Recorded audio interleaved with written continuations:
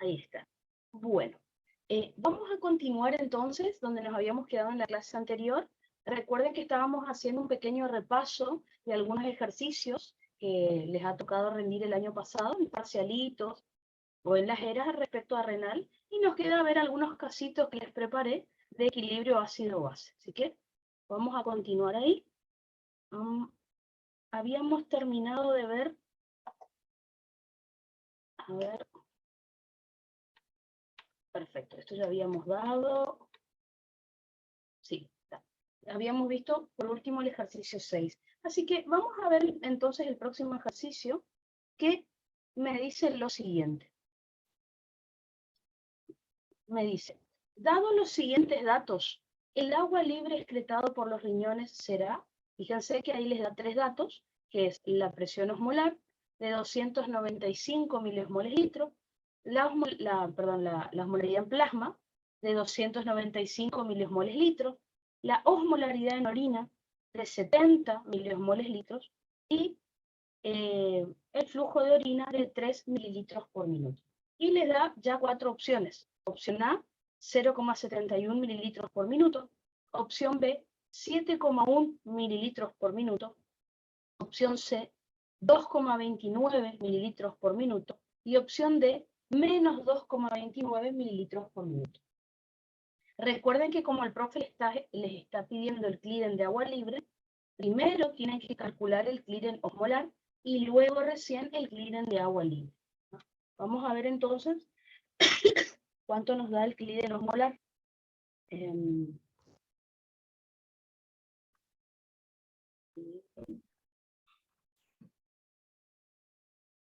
Fíjense que tengan cuidado con las opciones del profe. Fíjense que si ustedes calculan el Cliden osmolar, recuerden que el Cliden osmolar es como cualquier Cliden, osmolaridad de orina por flujo de orina dividido osmolaridad plasmática, o sea, así, siempre, como cualquier Cliden, solo que usamos la osmolaridad del paciente, o sea, vamos a hacer, fíjense, 70 por 3 dividido 295 miliosmoles litro. Recuerden que miliosmoles por litro se va a cancelar con miliosmoles litro y que eso me va a quedar expresado en mililitros por minuto. Si ustedes se fijan, el valor me da 0,71 mililitros por minuto, pero está la opción ahí. Por eso el profe ya saben que va a hacer trampa en esas cosas. Obviamente que no es la opción correcta, porque recién calculamos el Cliden osmolar. Acuérdense que luego de eso, ese dato que tienen ahí no me informa nada, porque tengo que sacar el Cliden de agua libre para decidir si la orina del paciente va a ser una orina diluida o una orina concentrada. ¿Cómo se hacía el clearance de agua libre? Recuerden que era una resta entre el flujo de orina y el Cliden osmolar que ustedes calcularon recién. Así que, por lo tanto, tengo 3 mililitros por minuto, que el dato del profe ya me lo dio, y luego el Cliden osmolar de 0,71 mililitros por minuto, que lo calculamos recién. Así que tengo que hacer 3 menos 0,71. Como no es ni una multiplicación ni una división, no hay que cancelar ninguna unidad. Así que esto me va a dar 2,29. Fíjense que si hacen en la calculadora 3 menos 0,71 le da 2,29, sin ningún signo. Pero yo les había aclarado, si no les da ningún signo en la calculadora, es un número positivo. ¿Está? Si no les hubiera dado menos algo, ¿ah?, en la calculadora. Recuerden, me dio 2,29. ¿Qué significa sobre todo el signo positivo? Que es lo más importante. Acuérdense que el signo indicaba, no para que le digan al profe, sino para que ustedes se acuerden. Recuerden que el signo indicaba la cantidad de agua. Así que más 2,29 significa más agua. O sea, tenemos una orina con mucha cantidad de agua y por lo tanto poco soluto. O sea, una orina diluida. Creo que se habrán dado cuenta igual por la osmolaridad de la orina. Fíjense, la osmolaridad de la orina tiene 70 miliosmoles litros. Está, pero no diluida, está súper diluida. Lo mismo, fíjense, el paciente está orinando el triple que lo normal. Recuerden que el flujo de orina, lo normal era 1 mililitro por minuto. Y el paciente está orinando 3. Así que vamos a calcular por las dudas, en 24 horas cuánto sería. Este paciente está orinando casi, sí, como 4 litros por ahí. Está orinando bastante. ¿Está? Entonces, bueno, en el choice la respuesta correcta era más 2,29 mililitros por minuto. Eso lo analizamos, pero fíjense, esto es pregunta hasta de final, ¿está? Porque es algo que se puede calcular rápido. Son cálculos bastante rápidos si lo practican, así que no hay tanto problema, ¿no? Otra pregunta que el profe tomó, por ejemplo, fue la siguiente. En una persona se obtuvo la siguiente información. Inulina plasmática, 1 miligramo por mililitro. Inulina urinaria, 150 miligramos por mililitro. Sustancia X plasmática, 2 miligramos por mililitro. Sustancia X, se refiere a que puede ser cualquier sustancia. Sustancia X en orina, 100 miligramos por mililitro. Flujo de orina, 1 mililitro por minuto. Dice, suponiendo que X, la sustancia X, se filtra libremente sin ningún problema, ¿cuál de los siguientes enunciados es el más correcto? Opción A, hay secreción global de X. Opción B, hay reabsorción global de X. Opción C, hay reabsorción y secreción de X. Opción D, el aclaramiento de X es mayor que el aclaramiento de inulina. Recuerden que acá, como me dio los datos de la inulina, ¿qué es lo que voy a tener que hacer? Voy a tener que calcular el clearance de inulina, voy a tener que calcular el clearance de la sustancia X y ahí llegar a mis conclusiones. Recuerden que al calcular el clearance, yo veo que el clearance de la sustancia X y el de inulina es lo mismo, sé que solo se va a filtrar esta sustancia X. Si veo que el clearance de la sustancia X me da menor al de la inulina, digo que se reabsorbe. Si me da mayor al de la inulina, digo que se secreta. Así que, fíjense, si no me hubiera dado el valor de la inulina para sacar el clearance, puedo comparar con el valor normal que yo ya conozco, que era de 125 mililitros por minuto. Así que eso es lo que podemos hacer. Así que fíjense, en el caso de la inulina, si nosotros sacamos el clearance con esos datos, me da 150 por 1 dividido 1, me da 150 mililitros por minuto el clearance de inulina, ¿no? Porque son números bastante fáciles. Clearance de inulina, fíjense, me da 150, y después el clearance de la sustancia X tenemos que hacer en orina, que es 100, por el flujo de orina, que es 1, dividido el plasma, que es 2, ¿no? Me da 50. El clearance de la sustancia X, fíjense que me da 50 mililitros por minuto. Entonces, acá les puse los cálculos por las dudas para que los practiquen.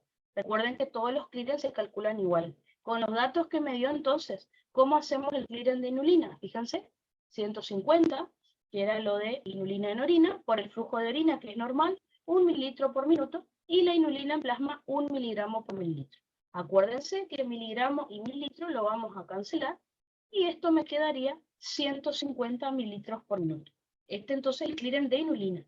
Vamos a ver cuál es el de la sustancia X. Recuerden que este clearance se calcula de la misma manera. Con los datos que el profe me dio, fíjense que es 100 miligramos por mililitro de concentración en orina, por el flujo de orina que es el mismo, tengo que usar el mismo para ambas sustancias, y la sustancia X en plasma que me dio 2 miligramos por mililitro. Recuerden, miligramos por mililitro se cancela a ambos lados de la barra de división, y tengo que hacer, bueno, 100 por 1, que no me va a afectar en nada, dividido 2 me da 50. Entonces, ahí sacan las conclusiones que yo les había enseñado anteriormente.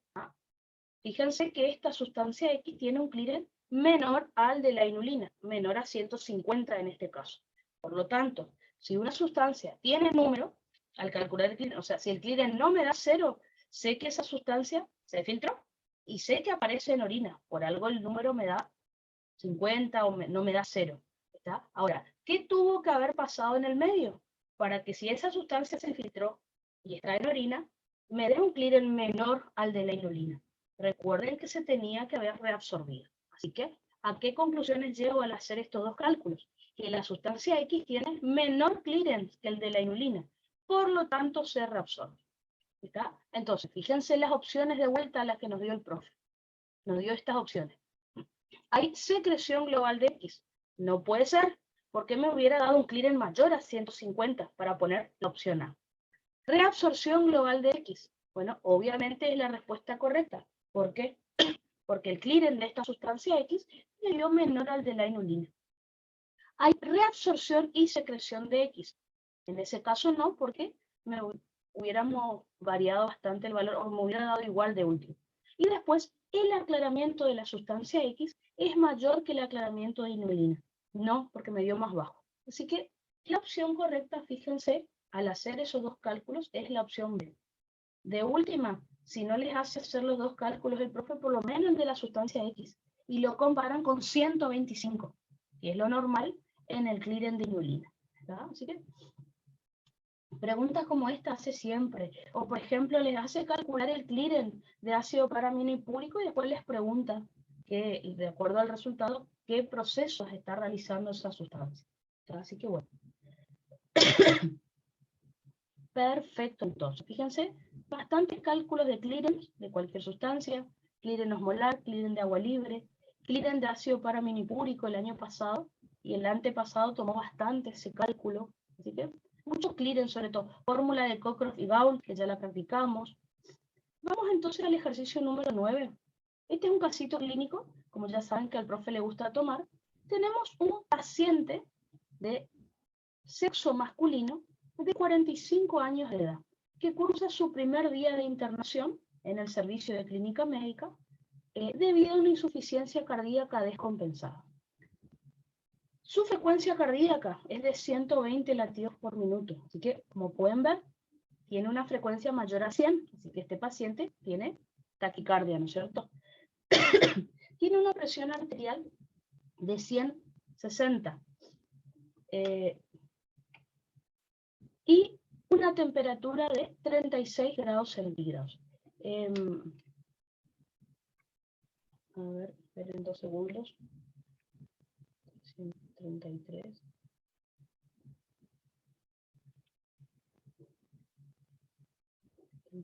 Más 40. Este paciente, les digo qué estaba haciendo. Este paciente tiene presión baja.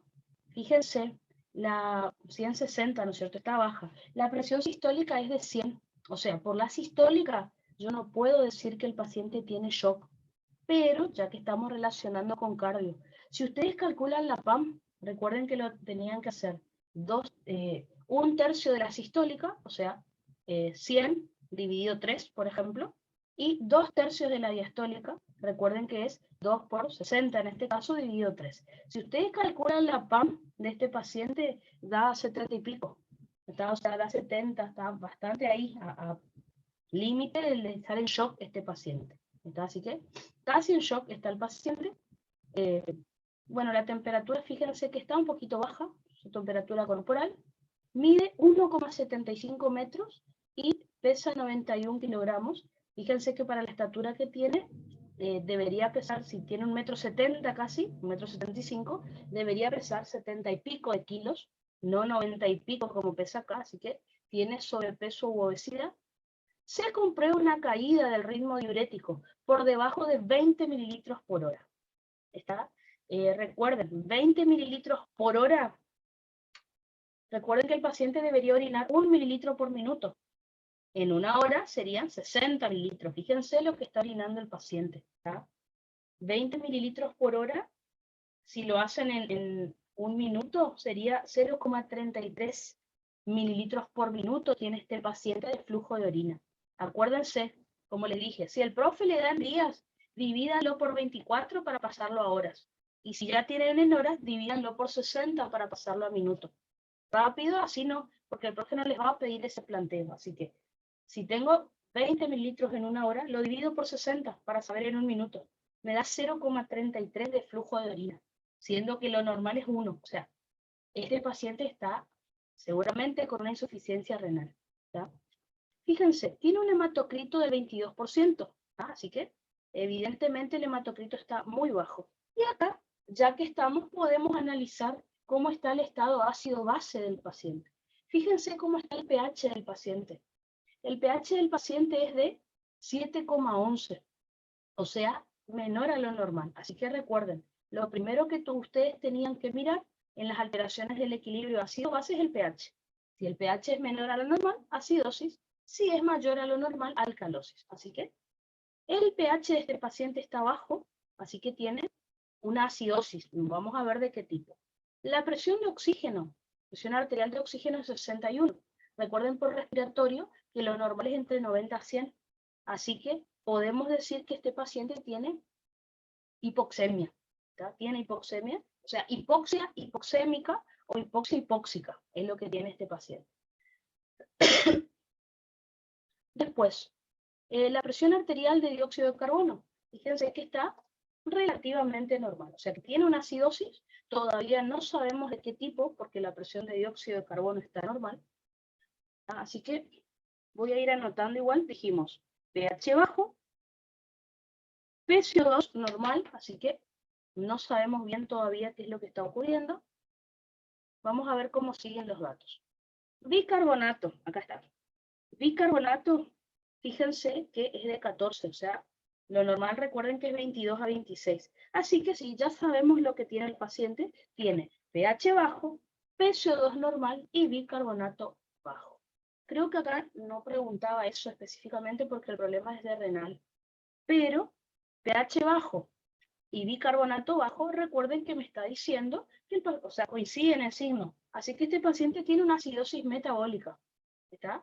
pH bajo, bicarbonato bajo. ¿Está? ¿Cuál es el tema? La PCO2 no está baja todavía para compensar. Entonces, por lo tanto, significa que los pulmones todavía no se activaron para compensar la alteración. Así que, por lo tanto, de acuerdo al cuadrito que hemos estudiado, este paciente tiene acidosis metabólica descompensada. ¿Ah? Todavía no se activaron los pulmones como para empezar a compensar con el aumento de la frecuencia respiratoria, con la taquipnea. ¿Tá? Igual creo que eso no pregunta, pero ya que estamos, lo analizamos. ¿Tá? La saturación de oxígeno es del 82%, también está baja. Fíjense, acá está lo más interesante. El lactato, el ácido láctico, es de 12,6 milimoles por litro. Y acá el profe les pone que el valor de referencia es de 0,6 a 2,4 milimoles por litro. O sea, el ácido láctico está muy aumentado. Piensen en esto. Paciente con presión muy baja y ácido láctico aumentado. El ácido láctico, recuerden que se produce por metabolismo anaerobio debido al shock que tiene el paciente. Entonces recuerden, cuando en cardio nosotros dimos shock, dijimos que el estado de hipoperfusión tisular por la presión baja hace que las células de los tejidos tengan metabolismo anaerobio. ¿Tá? Por eso el ácido láctico aumenta en los estados de shock. Es muy característico en cualquier tipo de shock, ácido láctico aumentado. O si no, el paciente tiene, si lo relacionamos ahora con ácido base, el paciente tiene acidosis metabólica. ¿Qué significa? Que el problema puede ser dijimos, en la sangre, en los riñones, podría ser entonces este ácido láctico, que al estar aumentando me esté bajando el pH del paciente, por ejemplo. Así que lo puede empezar como cardio, lo puede empezar como ácido base. Vemos renal también, porque el paciente está orinando poco, tiene una insuficiencia renal también. ¿Cómo nos damos cuenta de eso? Fíjense, la uremia, recuerdan que el valor era de 10 a 50 miligramos por decilitro, o 0,1 a 0,5 gramos por litro, está normal. La creatininemia, fíjense que también está normal. La natremia, 135 a 145 es el valor normal, así que está normal también. El potasio en sangre está un poquito alto. Recuerden que el valor normal es 3,5 a 5. Apenitas alto, pero bueno, tiene hipercalemia este paciente. Y el cloro, fíjense, 101 a 105 es lo normal, así que el cloro está normal. ¿Ah? Y por último, el sodio urinario de 40 miliequivalentes por día, cuando lo normal es de 85 a 260 miliequivalentes día, así que el sodio urinario está bajo. ¿Tá? Así que podemos verlo desde el punto de vista de cardio. El paciente tiene shock por el ácido láctico, fiebre no tiene, así que un shock séptico, por ejemplo, quizás no sea, capaz por la insuficiencia cardíaca sea hipovolémico, puede ser, el paciente no está orinando, así que tiene insuficiencia renal por el shock, justamente, probablemente sea de causa prerrenal. ¿Ah? O sea, tiene muchas cosas este paciente de todos los temas que estuvimos estudiando. Así que el profe, habrán visto que en los exámenes a veces pone siempre el mismo caso, el mismo tal cual, pregunta cosas diferentes. Así que En base a todo lo que estuvimos diciendo, pregunta, ¿cuál es la causa de la disminución de la diuresis? ¿Prerrenal, renal o posrenal? Probablemente por el shock que tiene el paciente, la insuficiencia renal aguda es de causa prerrenal debido al shock hipovolémico, ¿está? Recuerden que la insuficiencia cardíaca, o sea, el corazón no está bombeando una buena cantidad de sangre, así que por lo tanto eso me baja la presión arterial. Recuerden que si baja la presión arterial, disminuye el flujo sanguíneo a los riñones, y por eso el riñón está teniendo una insuficiencia renal. Recuerden que el problema no es los riñones. Se podría confirmar si calculáramos una excreción fraccional de sodio, que obviamente me va a dar menor al 1%. En este caso no lo podemos calcular porque no me da los datos, pero me tendría que dar una excreción fraccional menor al 1% y ahí confirmamos, ¿tá? Después dice, ¿cuáles son los mecanismos fisiopatológicos posibles que provocan la caída de la diuresis? Como les dije recién, el paciente tiene una insuficiencia cardíaca, que dijimos que es la incapacidad del ventrículo de poder mantener un gasto cardíaco adecuado. O sea que si tenemos insuficiencia cardíaca, el gasto cardíaco está bajo, lo cual me disminuye la presión arterial. Recuerden que si disminuye la presión arterial, disminuye el flujo sanguíneo renal, disminuye el flujo plasmático renal, disminuye la presión hidrostática glomerular, disminuye la presión neta de filtración y disminuye el filtrado. O sea, el índice de filtración glomerular, que en vez de 1 mililitros por minuto, fíjense que el paciente tenía 0,33, o sea, súper bajo. Así que por eso la insuficiencia renal aguda del paciente.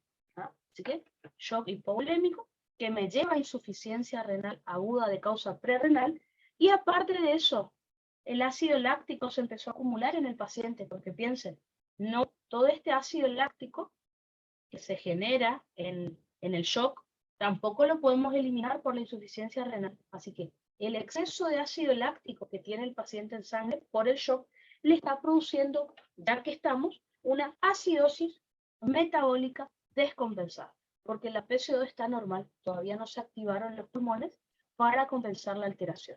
No me preguntó eso acá, pero bueno, ya aprendimos el tema, así que lo podemos decir, ¿no? Así que esas son las conclusiones a las que llegamos, ¿tá? Bastante completo el caso, como para pensar muchas cosas, digamos, ¿tá? Perfecto, entonces. Vamos entonces a pasar a perfecto. Ese era el último casito, un poquito de ácido base, pero ¿qué les quería mostrar acerca de renal? ¿Ah? Vamos a ver ahora algunos casitos que el profe tomó acerca del equilibrio de ácido base, algunos casitos clínicos de integración. Siempre, como les dije, el consejo, miren si la historia, si el caso clínico dice algo acerca de la causa de la patología, eso les va a orientar mucho. Y después, con los datos del laboratorio, sí, ahí vamos a llegar a una conclusión seguro, ¿cierto? Así que vamos a empezar a ver estos casitos. En la mayoría de los que les tocó en los exámenes no tenían que calcular nada, o a lo sumo una neon gap, pero bueno, por las dudas vamos a practicar también algunos cálculos. Entonces, tenemos este caso. Paciente varón de 70 años, fumador, ingresa por presentar disnea progresiva, o sea, falta de aire. Al examen se le encuentra síndrome obstructivo bronquial crónico.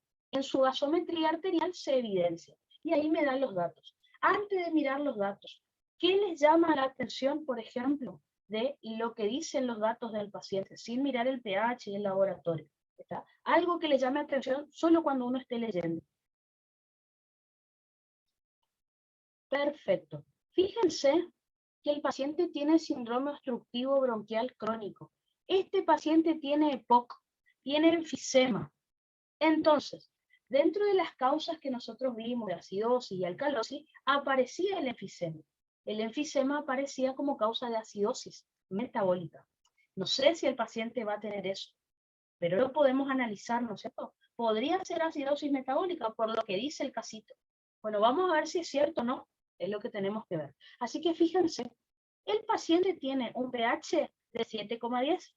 Fíjense que el pH es menor a 7,35. Así que, como vemos acá, el pH está bajo. Me dice Thais que a ella le llamó mucho la atención la PCO2 y la perdón, el EPOC, dije que era causa de acidosis metabólica, no. El EPOC es causa de acidosis respiratoria, porque es un problema pulmonar, ¿no es cierto? Entonces, fíjense, pH está bajo, o sea, el paciente tiene una acidosis. ¿Ah? A Thais, por ejemplo, le llamó la atención la PC2, está altísima. ¿Ah? Recuerden que la normal es de 35 a 45, el paciente tiene 80, está alta. ¿Ven que ya no coinciden los signos? Tiene acidosis, pero decíamos, si todos los signos están para el mismo lado que el pH, es metabólico. Si, en cambio, la PC2 y el bicarbonato, alguno de los dos está al revés, es respiratorio. Entonces, vamos a ver. El bicarbonato, fíjense, que dice 28 miliequivalentes litros, siendo que lo normal, recuerden que es 22 a 26, así que está alto. Entonces, ¿qué podemos concluir acerca del estado ácido-base del paciente? pH bajo me dice que es acidosis. Los otros dos signos al revés me dice que es respiratorio. Fíjense, entonces el paciente tiene acidosis, ¿por qué? Porque aumentó mucho la presión de dióxido de carbono. ¿Por qué? Porque el paciente tiene enfisema. No puede realizar una buena hematosis, así que su dióxido de carbono se queda acumulado en sangre y me aumenta mucho la PCO2. Los riñones tratan de compensar esa alteración, fíjense, secretando todo ese exceso de protones hacia la orina y al mismo tiempo reabsorbiendo bicarbonato. Por eso el bicarbonato está alto, porque estamos intentando compensar la alteración. Así que esto es una acidosis respiratoria, como habíamos estudiado, parcialmente compensada. ¿Está? Secundaria EPOC, obviamente, que es lo que están viendo ahí. El paciente tiene EPOC, así que tienen que decir si es acidosis o alcalosis respiratoria o metabólica, y luego si es descompensada, parcialmente compensada o compensada. ¿Está?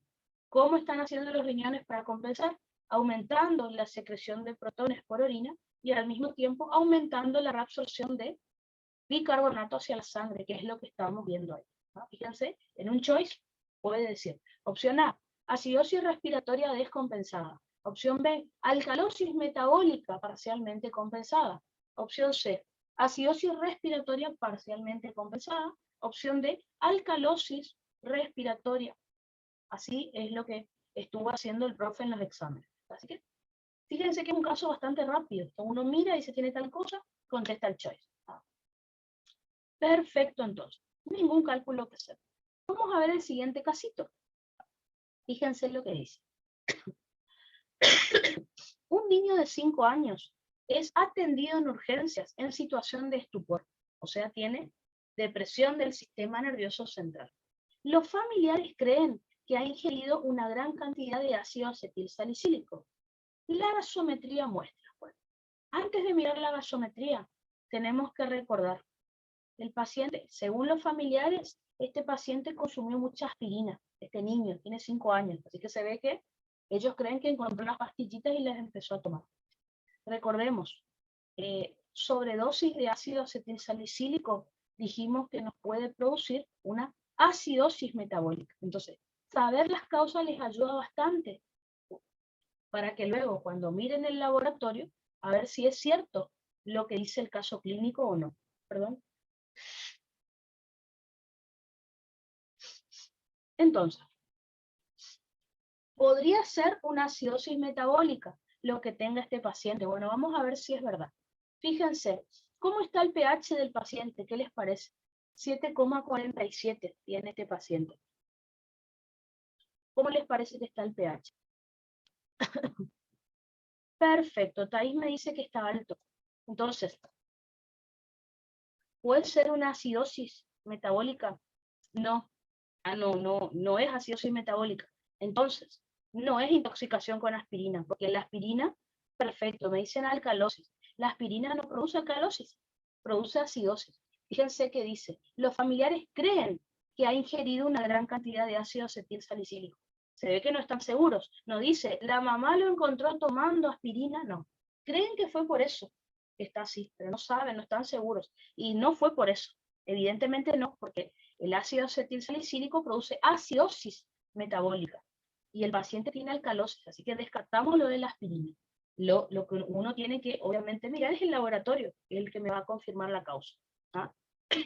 Fíjense, tiene alcalosis, perfecto. ¿Cómo está la presión arterial de dióxido de carbono? Fíjense que el valor que figura ahí es de 20 milímetros de mercurio. A ver.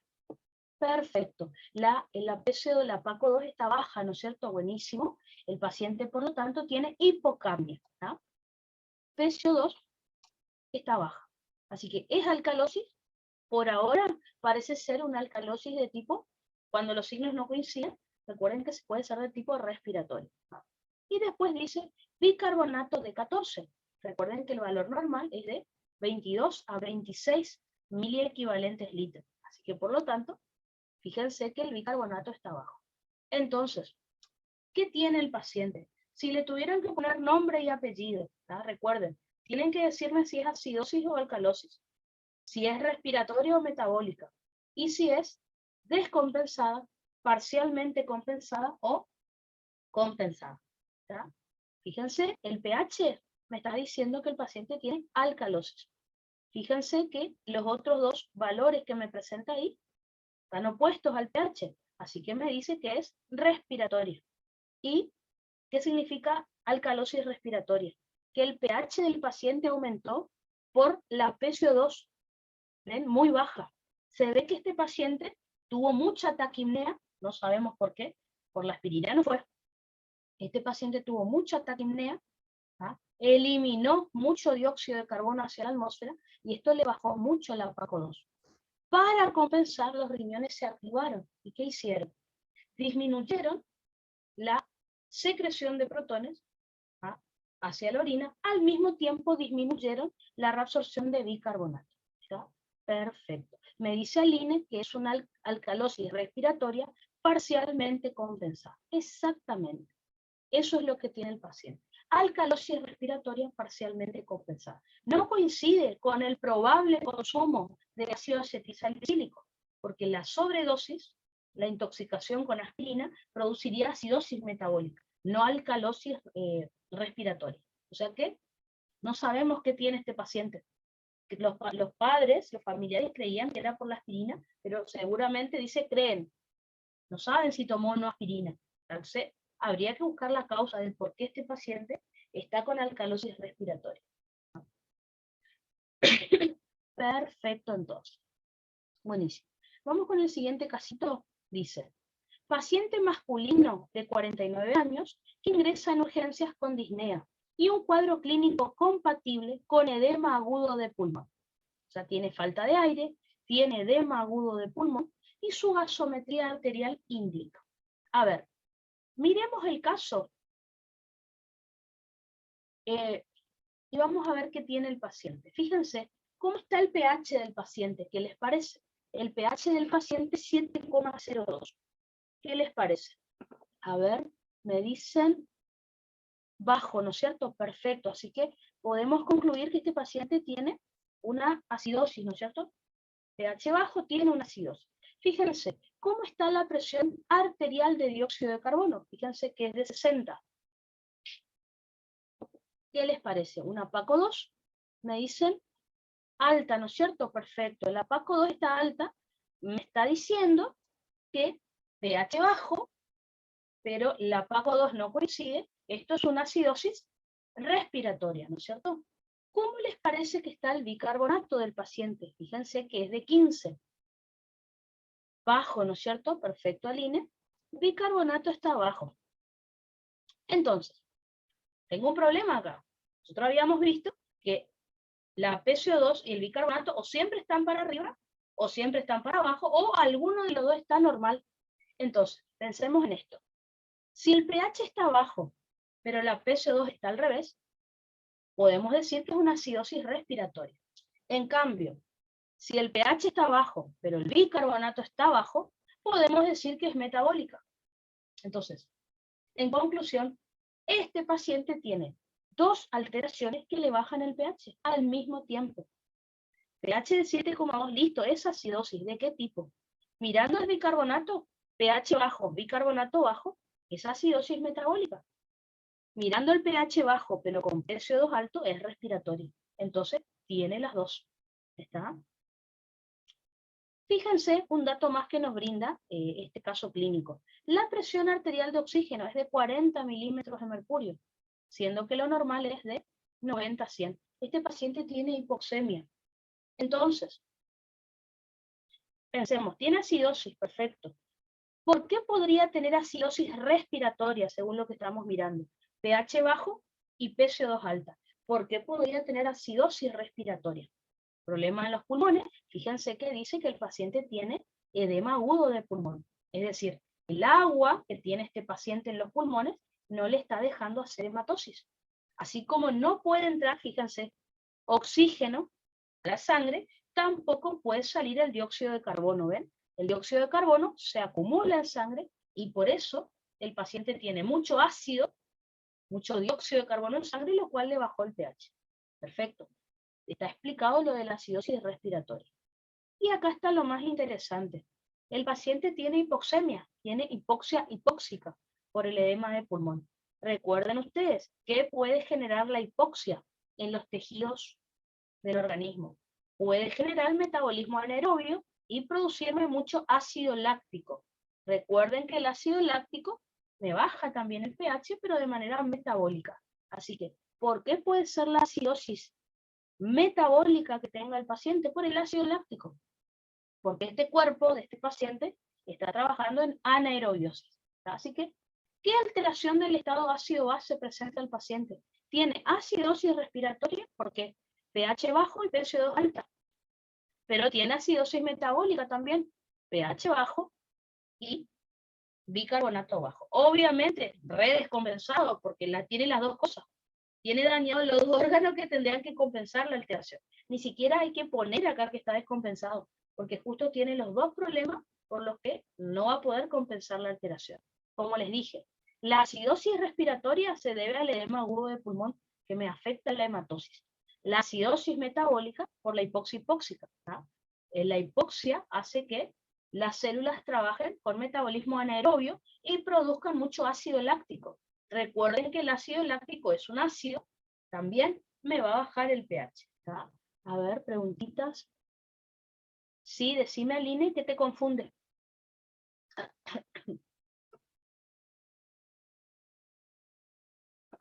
Si toca explicar, yo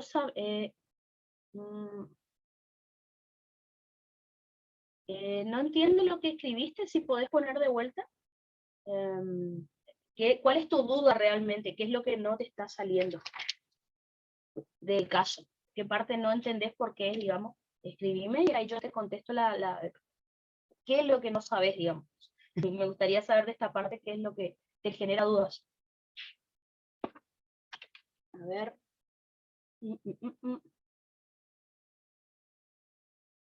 ¿Cuándo es respiratoria o metabólica? En el esquemita que yo les di en la clase anterior, espérenme 2 segundos, vamos a repasar porque ahí dijimos todos los datos, o si no, en los cuadritos que yo les di en cada tema, sabíamos por qué era respiratoria o metabólica. Pero, espérenme 2 segundos. Vamos con el cuadro con el que empezamos la clase de ayer y repasamos eso, porque ahí estaba la respuesta. A ver, espérenme 2 segundos.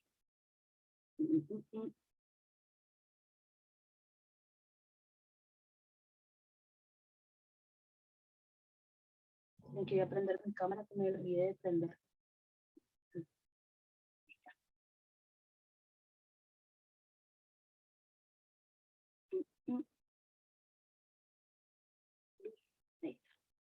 Perfecto, entonces. Entonces, nosotros al comenzar la clase ayer, que tuve que grabar de vuelta, dije lo siguiente. Si el paciente tiene acidosis es porque el pH está bajo. Alcalosis porque el pH está alto. Eso no está en discusión. ¿Cuándo es respiratoria o metabólica? Si el pH está bajo y los otros dos también, o por lo menos uno de ellos, es metabólica. Ahora, si el pH está bajo, pero los signos están al revés, es respiratorio. Lo mismo con alcalosis. Entonces, este paciente tiene pH bajo, o sea, tiene acidosis. La PCO2 de este paciente está alta. pH bajo, PCO2 alta. Me estaría indicando el camino de que es respiratorio. Pero pH bajo con bicarbonato bajo me estaría dando el camino de que es metabólica. Entonces, ¿qué tiene el paciente? Acidosis metabólica por el pH bajo y el bicarbonato bajo. No hay que memorizarse eso, tendrían que pensar por qué. ¿Por qué si el pH está bajo es por esto?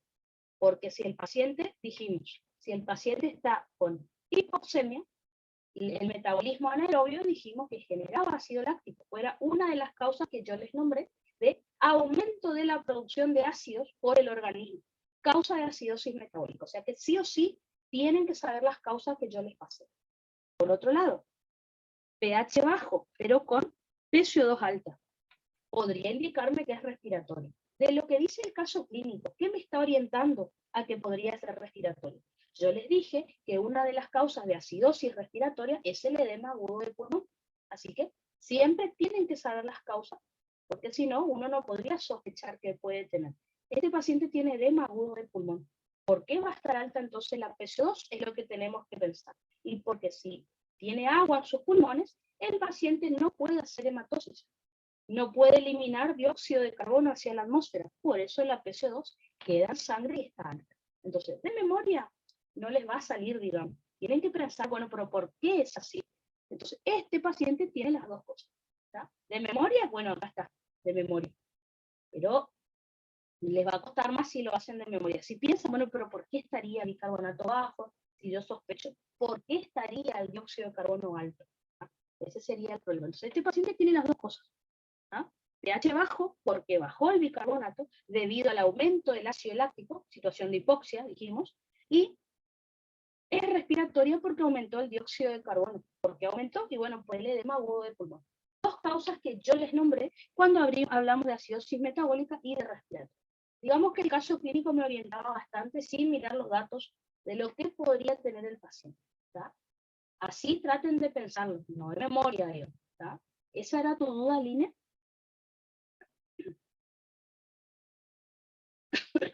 Así que este paciente tiene una acidosis mixta, podríamos decir un patrón mixto, porque tiene dos cosas al mismo tiempo, digamos. ¿Ah? A ver, acá habíamos quedado, sí, a ver. De nada, perfecto, buenísimo entonces. ¿Ah? De paso voy a dejar por lado nuestro esquemita acá para poder repasar. Así que siempre los otros casitos que vimos hasta ahora eran patrones puros, podríamos tener una sola patología al paciente. Puede pasar que tenga dos, y el recuperatorio, en la ERA, el profe tomó patrones mixtos. El paciente tenía dos cosas juntas. ¿Ah? Perfecto. Entonces, veamos el siguiente casito. Dice, un individuo de 75 años, ahí está. Un individuo de 75 años acude a urgencias por un cuadro de fiebre, vómitos y diarrea. Cuadro de fiebre, vómitos y diarrea profusa de 48 horas de evolución. Su diuresis en las últimas 24 horas ha sido de 200 mililitros.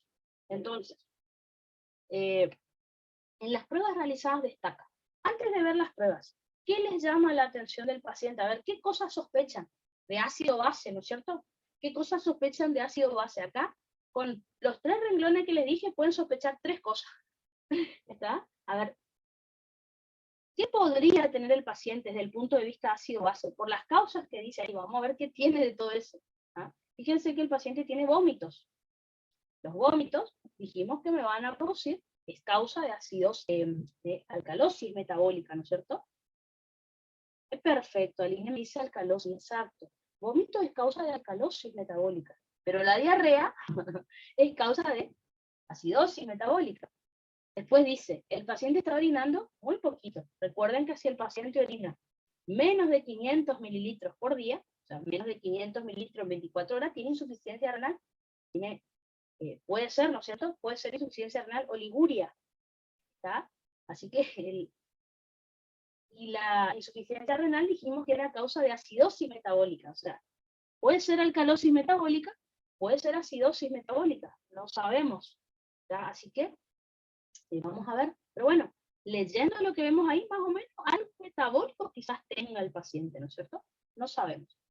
Después dice, en el hemograma tenemos leucocitos de 18.300 por milímetro cúbico de sangre. Así que se ve que el paciente tiene, los leucocitos están mayor a 10.000, así que el paciente tiene leucocitos altos. La fiebre probablemente entonces se deba a una infección. La infección podría estar en el tracto digestivo, ¿no es cierto? Porque tiene vómito y diarrea. Algo digestivo tiene que ser, ¿no es cierto? Está orinando poco, así que bueno, puede ser una infección digestiva, no sabemos. ¿Ah? Hemoglobina, 14,3 gramos por decilitro. Es un hombre, así que recuerden que lo normal es 13 a 17. Así que anemia no tiene este paciente. El hematocrito, fíjense que es del 46%, siendo que lo normal es del 40 a 50, anormal. BCM, 85 femtolitros. Recuerden que en segunda era dijimos que el valor normal es de 80 a 100, así que o sea, no tiene anemia este paciente, tiene leucocitosis, eso sí, o probablemente una infección por lo que estamos leyendo en el caso. Plaquetas, 166.000 por milímetro cúbico, están normales, porque recuerden que lo normal es de 150.000 a 450.000. Así que, ¿qué podemos decir hasta ahora? Que el paciente debe tener una infección digestiva, ¿está? Y también se ve que tiene oliguria, ¿está ahí? Insuficiencia renal, tiene una infección. Eso es lo que estamos llegando hasta ahora a la conclusión. Veamos, acá está. ¿Cómo está el estado ácido-base del paciente? Díganme, ¿qué les parece? No importa si le erran. ¿Qué les parece a ustedes que tiene este paciente? Fíjense, pH de 7,33, bueno, presión arterial de oxígeno de 98, anormal la presión arterial de oxígeno, PACO 2 de 30 milímetros de mercurio, bicarbonato de 15 milímetros de mercurio, urea de 95 miligramos por decilitro, creatinina de 3,1 miligramos por decilitro, así a simple vista. Yo la verdad que no miré, esperen que pienso yo primero y ahí leo a ver si está bien. Ajá, yo ya sé que tiene el paciente, fíjense ustedes y díganme. Perfecto, Thais me dice que el paciente tiene acidosis metabólica. Perfecto, Thais. ¿Qué les parece? Está perfecto, acidosis metabólica. ¿Les parece que es descompensada, parcialmente compensada o compensada? De acuerdo a los datos que tienen ahí. ¿Qué les parece? ¿Está bien lo que dice Thais? Fíjense, el pH está bajo, ¿no es cierto? El pH está bajo. La presión arterial de oxígeno está normal, así que este paciente no tiene hipoxemia, ¿ya? Al parecer no es nada respiratorio, ¿tá? PCO2 baja y bicarbonato bajo, ¿no es cierto? O sea, es acidosis metabólica como dice Thais. ¿Tá? Perfecto. PCO2, perfecto. Pulmón está intentando compensar, así que es parcialmente compensada. Exactamente. ¿Tá? Recuerden que si fuera completamente compensada, el pH tendría que estar normal, ¿no es cierto? Los otros dos parámetros bajos.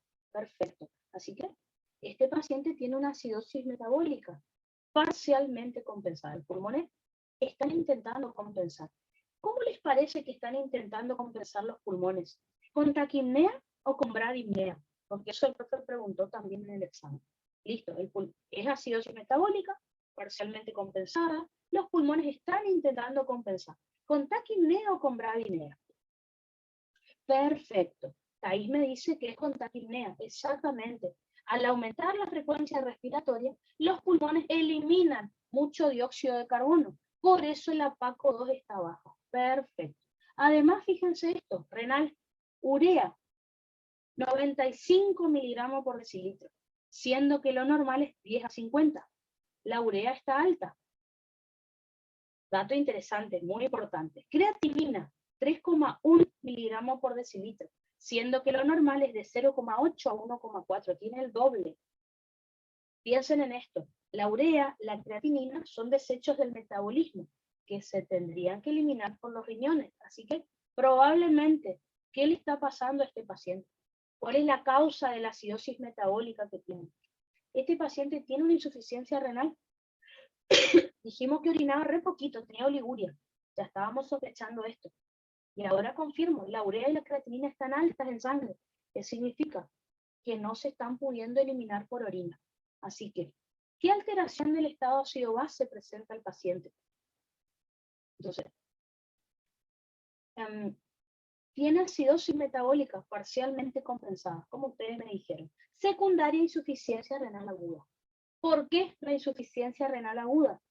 Probablemente es de causa prerrenal, porque el paciente puede ser dos cosas. ¿Vieron que el paciente vomitó? Vamos a leer de vuelta el casito. O sea, ¿por qué puede ser prerrenal? Fíjense que el paciente tiene vómito y diarrea. perdió mucha agua, probablemente está deshidratado, y eso le provocó un shock hipovolémico. El shock hipovolémico ya saben que es una causa de insuficiencia renal aguda prerrenal. Puede ser la infección también, o es shock hipovolémico, o la infección me produjo una sepsis. ¿Tá? Recuerden que en la sepsis se produce vasodilatación generalizada y tenemos un shock de tipo distributivo. O es la infección que me produjo shock distributivo, o es la gran pérdida de líquido que me produjo un shock hipovolémico. Habría que ver otros parámetros de cardio para ver cómo está el tema, pero es shock lo que llevó a la insuficiencia. ¿Tá? Así que la insuficiencia renal aguda posiblemente sea de causa prerrenal, es decir, le está llegando poco flujo sanguíneo renal a los riñones, por eso los riñones están filtrando poco y están produciendo poca orina. Puede ser por shock séptico, que dijimos que era sepsis, era infección generalizada. El shock séptico, yo les dije en cardio, que era un tipo de shock distributivo. O puede ser shock hipovolémico por todo el agua, todo lo que está deshidratado el paciente de tanto vomitar y por la diarrea. Si calculáramos el clearance de creatinina, ¿tá? Me daría bajo, obviamente, porque la creatinina en sangre está alta. Si no se puede hacer acá, pero si calculáramos la excreción fraccional de sodio, me daría menor al 1%, porque ahí me diría que la insuficiencia renal aguda es de causa prerrenal. Así que acá tenemos varias cositas, como está bueno para hacer como un repasito. ¿No? Perfecto. Buenísimo. Vamos al siguiente caso. ¿Qué me dice? Pedro, de 50 años, alcohólico crónico, con antecedente de ingesta de alcohol hasta la embriaguez, hace 3 días. O sea que el tipo, hace 3 días que está tomando, presenta náuseas, vómito frecuente, fiebre, tos y disnea, por lo cual acude al servicio de urgencia. Este paciente tiene una anatremia de 140 miliequivalentes litros. Fíjense que la anatremia está normal, así que bueno. Tiene una calemia de 2,9 miliequivalentes litros. Recuerden que lo normal es de 3,5 a 5, así que tiene el potasio un poquito bajo. El cloro, 96 miliequivalentes litros, o sea, está bajo un poquito, porque lo normal es de 101 a 105 miliequivalentes litros. Bicarbonato, acá está lo importante. Fíjense, bicarbonato, 18 miliequivalentes litros, pH 7,15 miliequivalentes litros, presión arterial de dióxido de carbono 49 milímetros de mercurio, presión arterial de oxígeno 45 milímetros de mercurio. ¿Qué les parece? ¿Acidosis o alcalosis? ¿De qué tipo podría ser? A ver, ¿qué les parece con lo que leen ahí?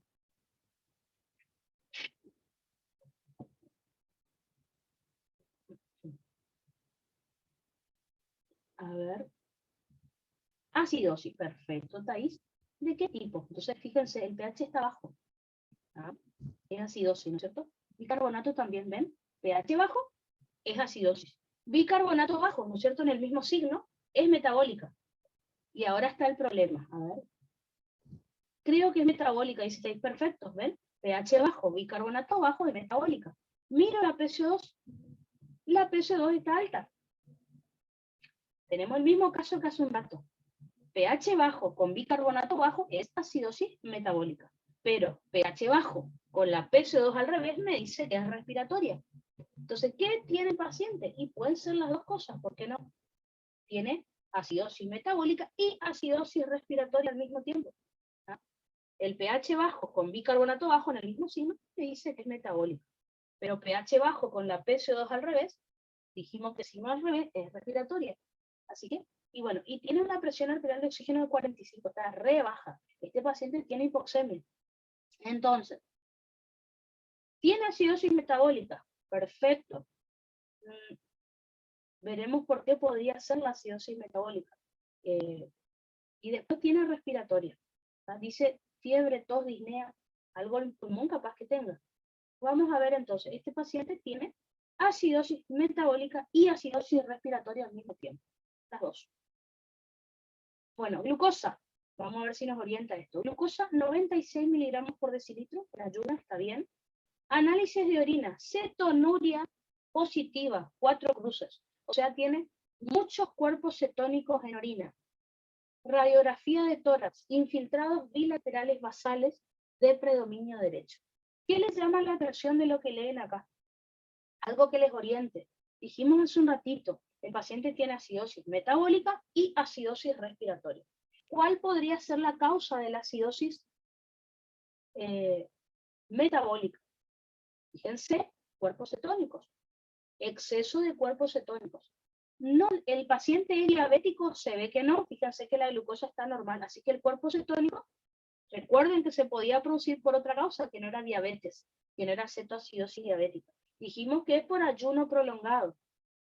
Pensemos en esto. El paciente está vomitando y tiene náusea hace varios días porque estuvo tomando mucho alcohol. Les pregunto, ¿ustedes piensan que este paciente va a querer comer si tiene náusea y vómito todo el tiempo? No. Así que este paciente está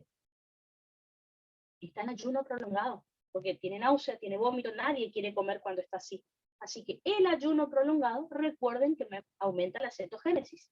Me doy cuenta de eso, que no es cetoacidosis diabética. ¿Por qué? Porque la glucemia está normal, no es diabetes. ¿Cuál era la otra causa de que estén aumentados los cuerpos cetónicos en sangre y por lo tanto también en orina? El ayuno prolongado. Paciente alcohólico que está con náusea y vómito no va a querer comer porque estuvo tomando alcohol. ¿Ah? Otra cosa, esto no tienen por qué entenderlo, les comento yo. En la radiografía de tórax, ¿se acuerdan que el paciente tenía disnea? Tiene infiltrados bilaterales basales de predominio derecho. Este paciente posiblemente tenga neumonía, ¿verdad? Por la disnea. Exactamente. Me dice Thais, puede ser una neumonía por broncoaspiración debido al vómito y por ser derecho, que es el más común. Exactamente. Puede ser que el paciente se haya broncoaspirado con el vómito hace 3 días cuando se emborrachó. Por eso puede ser la acidosis respiratoria. Exactamente, una neumonía aspirativa se llama. Tiene neumonía por la falta de aire. Habrá aspirado un poquito de vómito, exactamente como dice Thais. Por otro lado, ¿por qué la acidosis metabólica? Y por el ayuno prolongado. No quiere comer este paciente si está vomitando a cada rato. Perfecto. Entonces, glucosa normal, cuerpos cetónicos aumentados en orina, por lo tanto en sangre, y tiene neumonía. Como dice, está en neumonía aspirativa. Perfecto. ¿Qué alteración del estado CO-base presenta el paciente? Acidosis metabólica con acidosis respiratoria. La acidosis metabólica se debe a cetoacidosis debido al ayuno prolongado provocado por el alcohol. El paciente no come, no quiere comer. Y la acidosis respiratoria se debe a neumonía aspirativa, exactamente como dijo Thais. El paciente al vomitar, hace 3 días tomó no sé cuánto, seguro habrá quedado inconsciente un tiempo, vomitó, dormido, aspiró un poquito de vómito. Recuerden que si el paciente tiene mucho alcohol en sangre, no puede controlar la parte de... Recuerde que al deglutir no tiene que respirar, y si respira no tiene que deglutir, no tiene que tragar alimento. Bueno, si el paciente está inconsciente por el alcohol, algo de este vómito se fue para la vía aérea y le produjo la neumonía. Así que tiene las dos cosas. Perfecto el diagnóstico. Buenísimo. ¿Ah? Para pensarlo, pero bueno, fíjense que analizamos el estado ácido-base del paciente. Perfecto. Excelente. Vamos ahora. El paciente, ya de paso practicamos. Miren estos datos. El paciente tiene acidosis metabólica. Ya sabemos más o menos la causa, ¿no es cierto? Pero vamos a suponer que no sabemos. La acidosis metabólica es por el exceso de cuerpo cetónico, por ayuno prolongado. Pero vamos a suponer que no sabemos cuál es la causa. Tenemos que calcular el anión GAP para saber cuál es la causa de la acidosis metabólica del paciente. Así que fíjense, recuerden cómo se calculaba el anión GAP. Fíjense, a propósito, el propio medio sodio, potasio, cloro y bicarbonato. Recuerden que a los cationes que ven ahí le tienen que restar los aniones y ahí vemos el resultado. Así que díganme cuánto les parece que les da el anión GAP.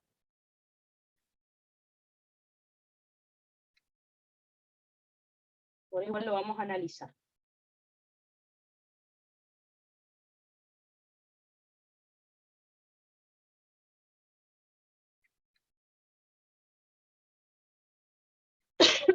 Entonces, sodio 140, potasio 2,9. Eso por un lado. Cloro 96, bicarbonato 18. ¿No? Vamos a ver qué tenemos. Con esos datos, recuerden que podemos calcular el anión GAP. Sé que me va a dar aumentado, porque está aumentado. O sea, ¿por qué digo que yo sospecho, perdón, que me va a dar aumentado? ¿Por qué? Porque anión GAP aumentado significa que había algún ácido, algún anión de la brecha aniónica que está aumentado, que es el cuerpo cetónico. Que yo sospecho que me va a dar aumentado. La verdad que no sé cómo le va a dar a este paciente. ¿Está? Perfecto. Entonces, fíjense, 28 exactamente, ¿quién me contestó? Exactamente Aline, 28, exacto, perfecto. Entonces, la acidosis metabólica es normoclorémica, o sea, con anión GAP aumentado. ¿Cómo se confirma? Hacemos el cálculo del anión GAP. ¿Cómo se confirma? Por la cetonuria. Recuerden que los cuerpos cetónicos forman parte del anión GAP, así que si están aumentados los cuerpos cetónicos, va a aumentar la brecha aniónica. ¿Cómo confirmo eso? Hago el cálculo. Fíjense, sodio más potasio menos, por otro lado, los aniones cloro más bicarbonato. ¿Tá? Dijimos sodio, teníamos 140, más el potasio que es 2,9. Por otro lado, cloro, que era 96 miliequivalente litro, más bicarbonato, que era 18. Así que 140 más 2,9, por un lado, fíjense que me da 142,9, y 96 más 18 me da 114. Así que 142,9 menos 114 me da 28,9, que fue 28, o 29 si quieren, miliequivalentes litros. Entonces, recuerden, el valor normal del anión GAP dijimos que era 12 a 20 miliequivalentes litro, me dio 28. ¿Qué significa el anión GAP aumentado? Que la causa de la acidosis metabólica del paciente es el exceso de algún ácido que forma parte del anión GAP. En este caso sabemos que es el exceso de cuerpo cetónico. Por ejemplo, ¿vieron hoy? Por ejemplo, vamos a volver hacia atrás. ¿Se acuerdan de este paciente? El del ácido láctico. ¿Ah? El ácido láctico, por ejemplo, puede producir una acidosis metabólica. O, fíjese, la insuficiencia renal aguda produce acidosis metabólica. ¿Cuál es la causa de la acidosis metabólica? La insuficiencia renal. ¿Qué tipo? ¿Cómo estaría el anión GAP si yo calculara? No lo puedo hacer acá. Pero si yo calculara el anión GAP también me va a dar aumentado, porque dijimos que la insuficiencia renal impide que eliminemos los ácidos del anión GAP. Así que, cuando vimos ácido láctico aumentado en otro de los casos, también eso me va a dar anión GAP aumentado. Así que fíjense, si el profe les pide para calcular, o aunque no les pida, si les pregunta, por la causa ustedes me pueden decir cómo me daría el anión GAP. Ya sabemos, ¿no? Así que bueno, anión GAP aumentado, así que el paciente tiene acidosis metabólica con anión GAP aumentado, o también llamada acidosis metabólica normoclorémica. Anión GAP al profe le gusta pedir también en los casos. ¿No? Así que bueno, si me hubiera dado normal, hubiéramos descartado lo de la cetogénesis. ¿No? Pero bueno, sabemos que es así. Vamos con el próximo casito.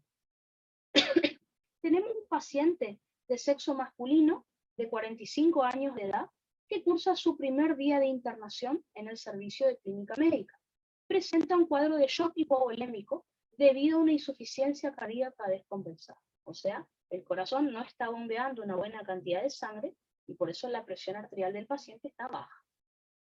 Dice, su frecuencia cardíaca es de 120 por minuto. ¿Está? Fíjense que el mismo caso de hace un rato, ya lo vimos, ¿está? Pero por otra cosa. Presión arterial de 160 y temperatura de 36 grados. Mide 1,75 m y pesa 91,5 gramos. Lo vimos en renal, así que fíjense, el mismo caso, ya lo analizamos, pero ahora lo volví a poner para que recuerden que también es ácido base. Se compró una caída del ritmo diurético por debajo de 20 mililitros por hora. Dijimos que eso, en un minuto, era de 0,33, creo que era. ¿Y eso sería? Sí, 0,33 mililitros por minuto sería, si lo queremos analizar en minutos. O sea, está orinando poco. Si queremos analizar en un día, recuerden que lo multiplican por 24 horas.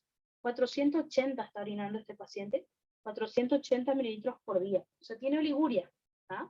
Obviamente me doy cuenta que posiblemente tenga una insuficiencia renal, ¿no es cierto? Mismo caso de hace un rato. Dijimos que el hematocrito estaba bajo. La presión de oxígeno, fíjense, 61 milímetros de mercurio. Este paciente tiene hiposemia. ¿Tá? Presión de dióxido de carbono, 44,4 milímetros de mercurio. Así que la PCO2 está normal. Bicarbonato, fíjense, 14,3. Dijimos hace un rato cuando vimos en renal que estaba bajo. Así que anotemos hasta ahora. Tengo, vamos a ir anotando. PCO2 normal. Perfecto. Pero bicarbonato bajo. Así que bicarbonato bajo puede ser una acidosis metabólica la que tenga bicarbonato bajo. O puede ser una alcalosis respiratoria la que me dé bicarbonato bajo. Así que no sabemos. Yo tengo el pH. ¿Ah? Dice, saturación de oxígeno, 82%, está baja. Lactato, fíjense, 12,6 milimoles por litro. ¿Ah? Está alto, o sea que ácido láctico alto. Podría ser una acidosis, ¿no es cierto?, por el ácido láctico, pero bueno. Uremia, está normal. La creatininemia, está normal. La natremia, 138,2 miliequivalentes litro, está normal. La calemia penitas, recuerden que lo normal es 3,5 a 5, está alta. La cloremia, está normal porque lo habitual es 101 a 105 miliequivalentes litro. Y el sodio urinario está disminuido. ¿Tá? Así que, perfecto. ¿Qué tiene el paciente? No me dio el pH. ¿Ah? Volvamos hacia atrás. Me dijo que la PCO2 es de 44,4. El bicarbonato es de 14,3. ¿Cómo harían para saber lo que tiene el paciente? ¿Qué les parece? Me dio la PCO2 y el bicarbonato, pero no me dio el pH. ¿Qué hacen en ese caso? ¿Le podrían decir al profe que tiene el paciente o no? ¿O sospechan nomás? ¿O podrían decirle algo y confirmarle lo que tiene? ¿Qué harían en esa situación? Recuerden, con que ustedes tengan la PCO2 y el bicarbonato, que son los datos que figuran ahí, ustedes pueden calcular el pH. Para eso está la ecuación de Henderson y Hasselbalch. Entonces, si no tenemos el pH, lo calculamos. Entonces, ¿cuál es la alteración ácido-base del paciente? Tengo que hacer la ecuación de Henderson y Hasselbalch porque no tengo el pH, pero tengo el bicarbonato y la PCO2. Acuérdense que el pH se sacaba con el pK más el logaritmo de la concentración de bicarbonato en sangre, que es 14,3, dividido 0,0301 por la PCO2. Así que, recuerden que la pK en estos casos, para el buffer, bicarbonato ácido carbónico es de 6,1. Recuerden que la ecuación de Henderson siempre se pone así, más el logaritmo de 14,3, que es el bicarbonato que nos dio, que ya sabemos que está abajo, dividido 0,0301 por 44,4, que es la PCO2. ¿Está? A ver, ¿cuánto nos da eso? ¿Ah? Recuerden que podían hacer 6,1 más el logaritmo, y acá abren paréntesis.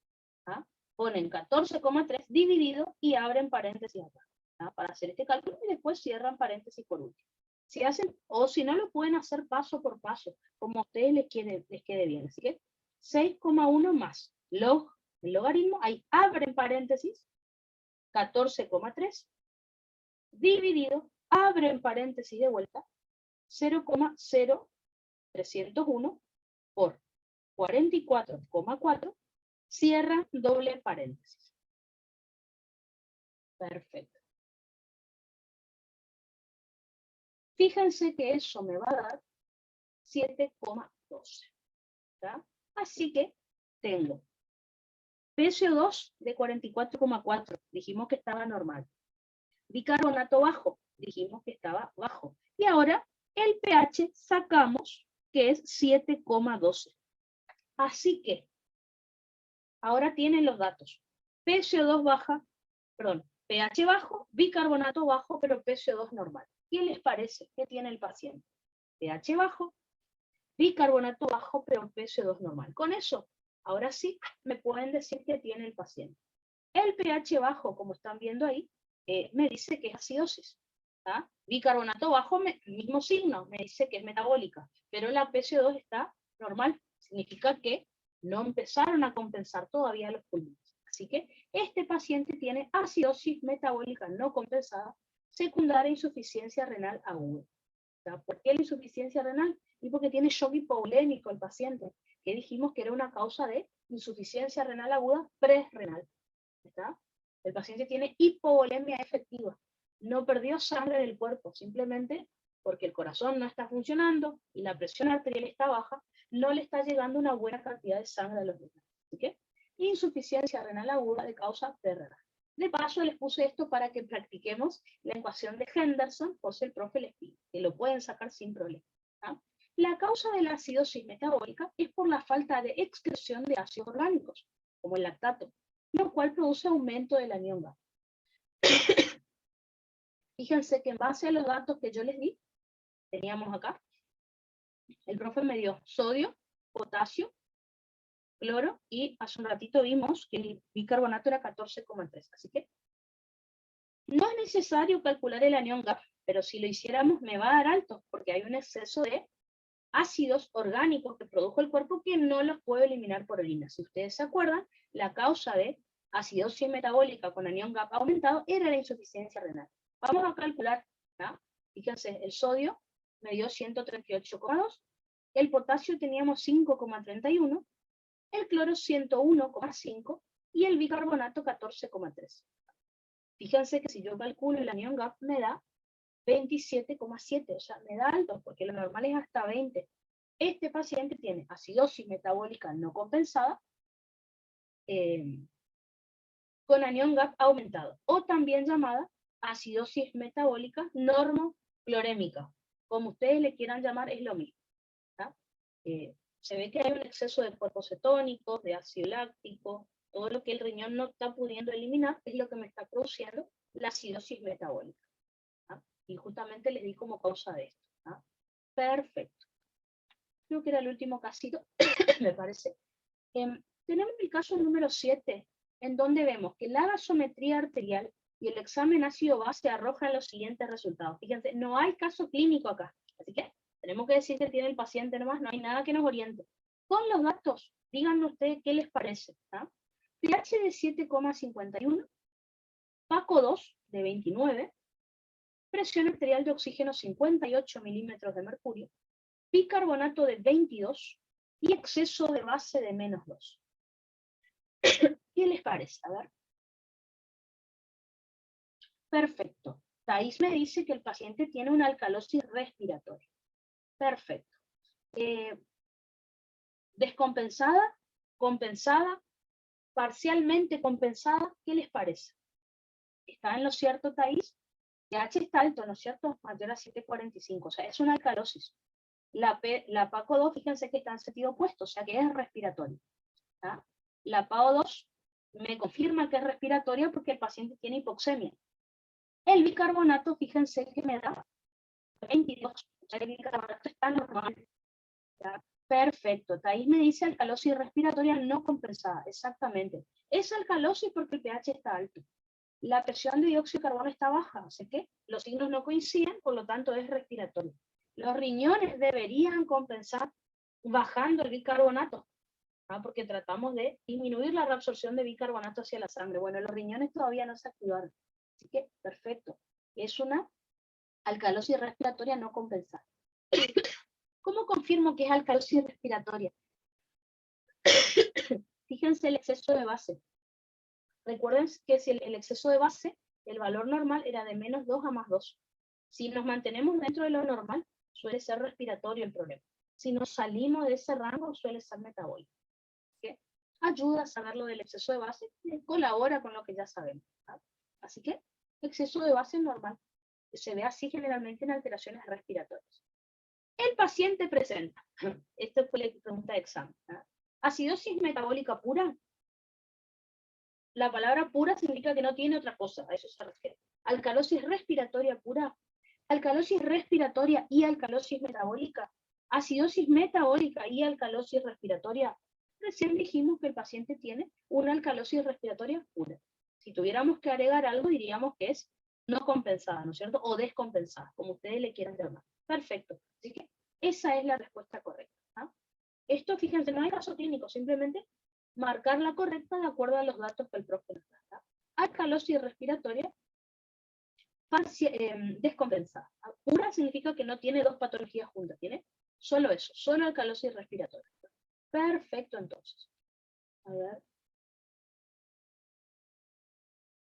Aline, vuelvo al caso 6, ¿sí? Aline, decime, ¿qué querés saber del caso 6? ¿Ahí o antes de eso? A ver, ahora ni bien terminemos, igual les dejo el Power en el Drive para que miren. Antes. A ver, vamos a volver.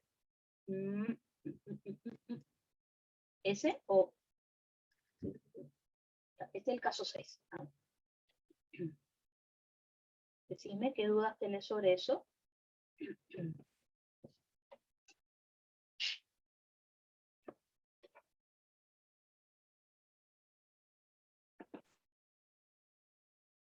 ¿Dudas?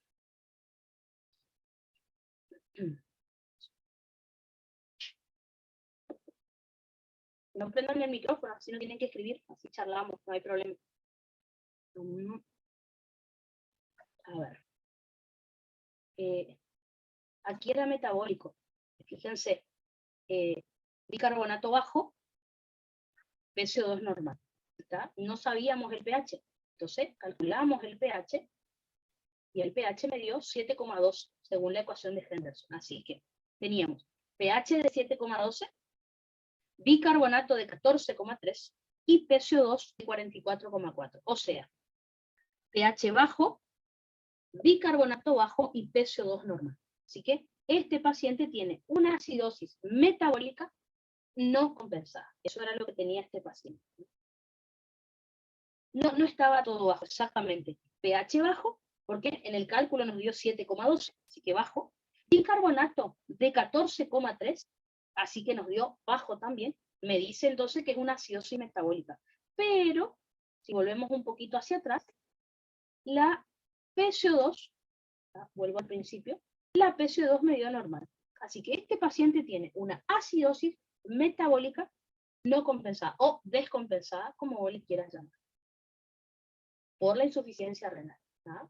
Perfecto. Así que ahí pH, acidosis no metabólica no compensada, porque la PCO2 está normal, se ve que los pulmones todavía no alcanzaron a compensar la alteración. ¿Ah? Perfecto, entonces. Esto ya hicimos recién, perfecto. Creo que... me queda un casito más entonces.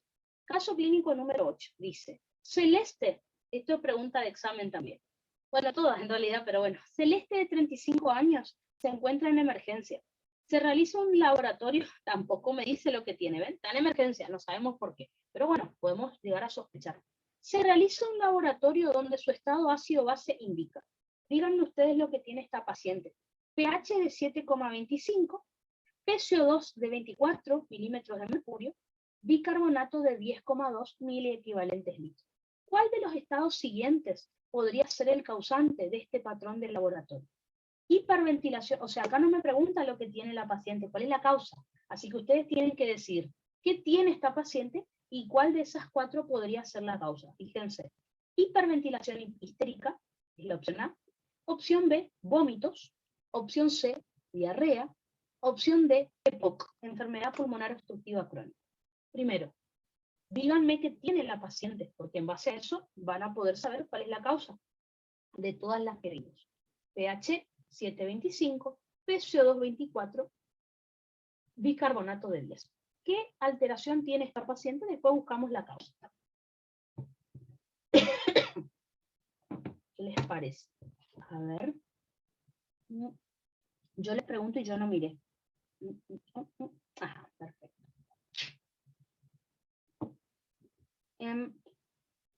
Acidosis metabólica y respiratoria. Yo diría que respiratoria no, porque está todo como bajo, ¿no es cierto? Metabólica sí. ¿Ah? pH, ahí. pH bajo, ¿no es cierto? Me dice que es acidosis. PCO2 baja también, porque lo normal es de 35 a 45, así que hasta ahora es metabólica. Bicarbonato bajo también, así que sigue siendo metabólica. ¿Tá? En eso de que es acidosis metabólica está perfecto. ¿Acidosis metabólica de qué tipo? ¿Descompensada? compensada, parcialmente compensada. ¿Qué tipo de acidosis podía? Y no hay. Yo calculo que miraste 24 acá y pensaste que era bicarbonato. Yo supongo que es por eso. Sí, no hay drama. No hay drama. Perfecto. Parcialmente compensada. Exactamente, Aline. Fíjense que si estuviera compensada, el pH tendría que estar normal. Así que, parcialmente compensada. Esta paciente tiene acidosis metabólica, parcialmente compensada. Ahora, ¿cuál de esas 4 causas es causa de acidosis metabólica? ¿Qué les parece? Y ahí ya está la correcta.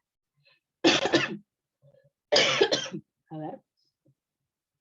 Perfecto, Thais me dice diarrea. Exactamente. Entonces, vamos a ir descartando. La hiperventilación histérica. Histérica sería la paciente que tiene un ataque de pánico, por ejemplo. Entonces, al hacer hiperventilación, recordemos que eso era causa de alcalosis respiratoria. Así que no puede ser la correcta. Hiperventilación me daría alcalosis respiratoria. Vómitos. Con los vómitos recuerden que perdemos ácidos, me produciría alcalosis metabólica. Tampoco puede ser la correcta. Diarrea. Perfecto, perdemos bicarbonato por las heces, así que acidosis metabólica. Y EPOC, recuerden que me produce acidosis respiratoria. Así que, como me dijeron ustedes, acidosis metabólica parcialmente compensada, la causa es diarrea. La opción A me daría alcalosis respiratoria, la opción B me daría alcalosis metabólica, la opción D me hubiera dado acidosis respiratoria. La paciente tiene acidosis metabólica, así que esa es la causa de la patología. Buenísimo, entonces fíjense, acá tienen que saber las causas. No me dice nada el caso clínico, pero por eso la paciente está en emergencia, seguramente está muy deshidratada posiblemente. ¿Está? Perfecto, entonces. Así que con esto, ¿qué hora estamos, perfecto. Con esto entonces terminamos de repasar todo lo relacionado con renal, que empezamos ayer, y con ácido base. Ahora, cuando estemos en el recreo, ya les voy a dejar en el Drive este PowerPoint por si lo quieren mirar. Lo voy a poner en la clase 9, es la clase de ayer, porque ahí empezamos a darlo al Power, así que, pero bueno, ya lo tienen como para hacer repaso. Además, en las preguntas que yo les pasé, que están en el Drive, también hay otros casitos clínicos de ácido base, así que está bueno, como para ver lo que el profe estuvo preguntando. Perfecto, entonces. Ahora vamos a tener que empezar con un tema nuevo. Ya terminamos renal, ya terminamos ácido base. Así que el tema con el que tenemos que arrancar ahora es con aparato digestivo. ¿Tá? Así que vamos a arrancar por ahí.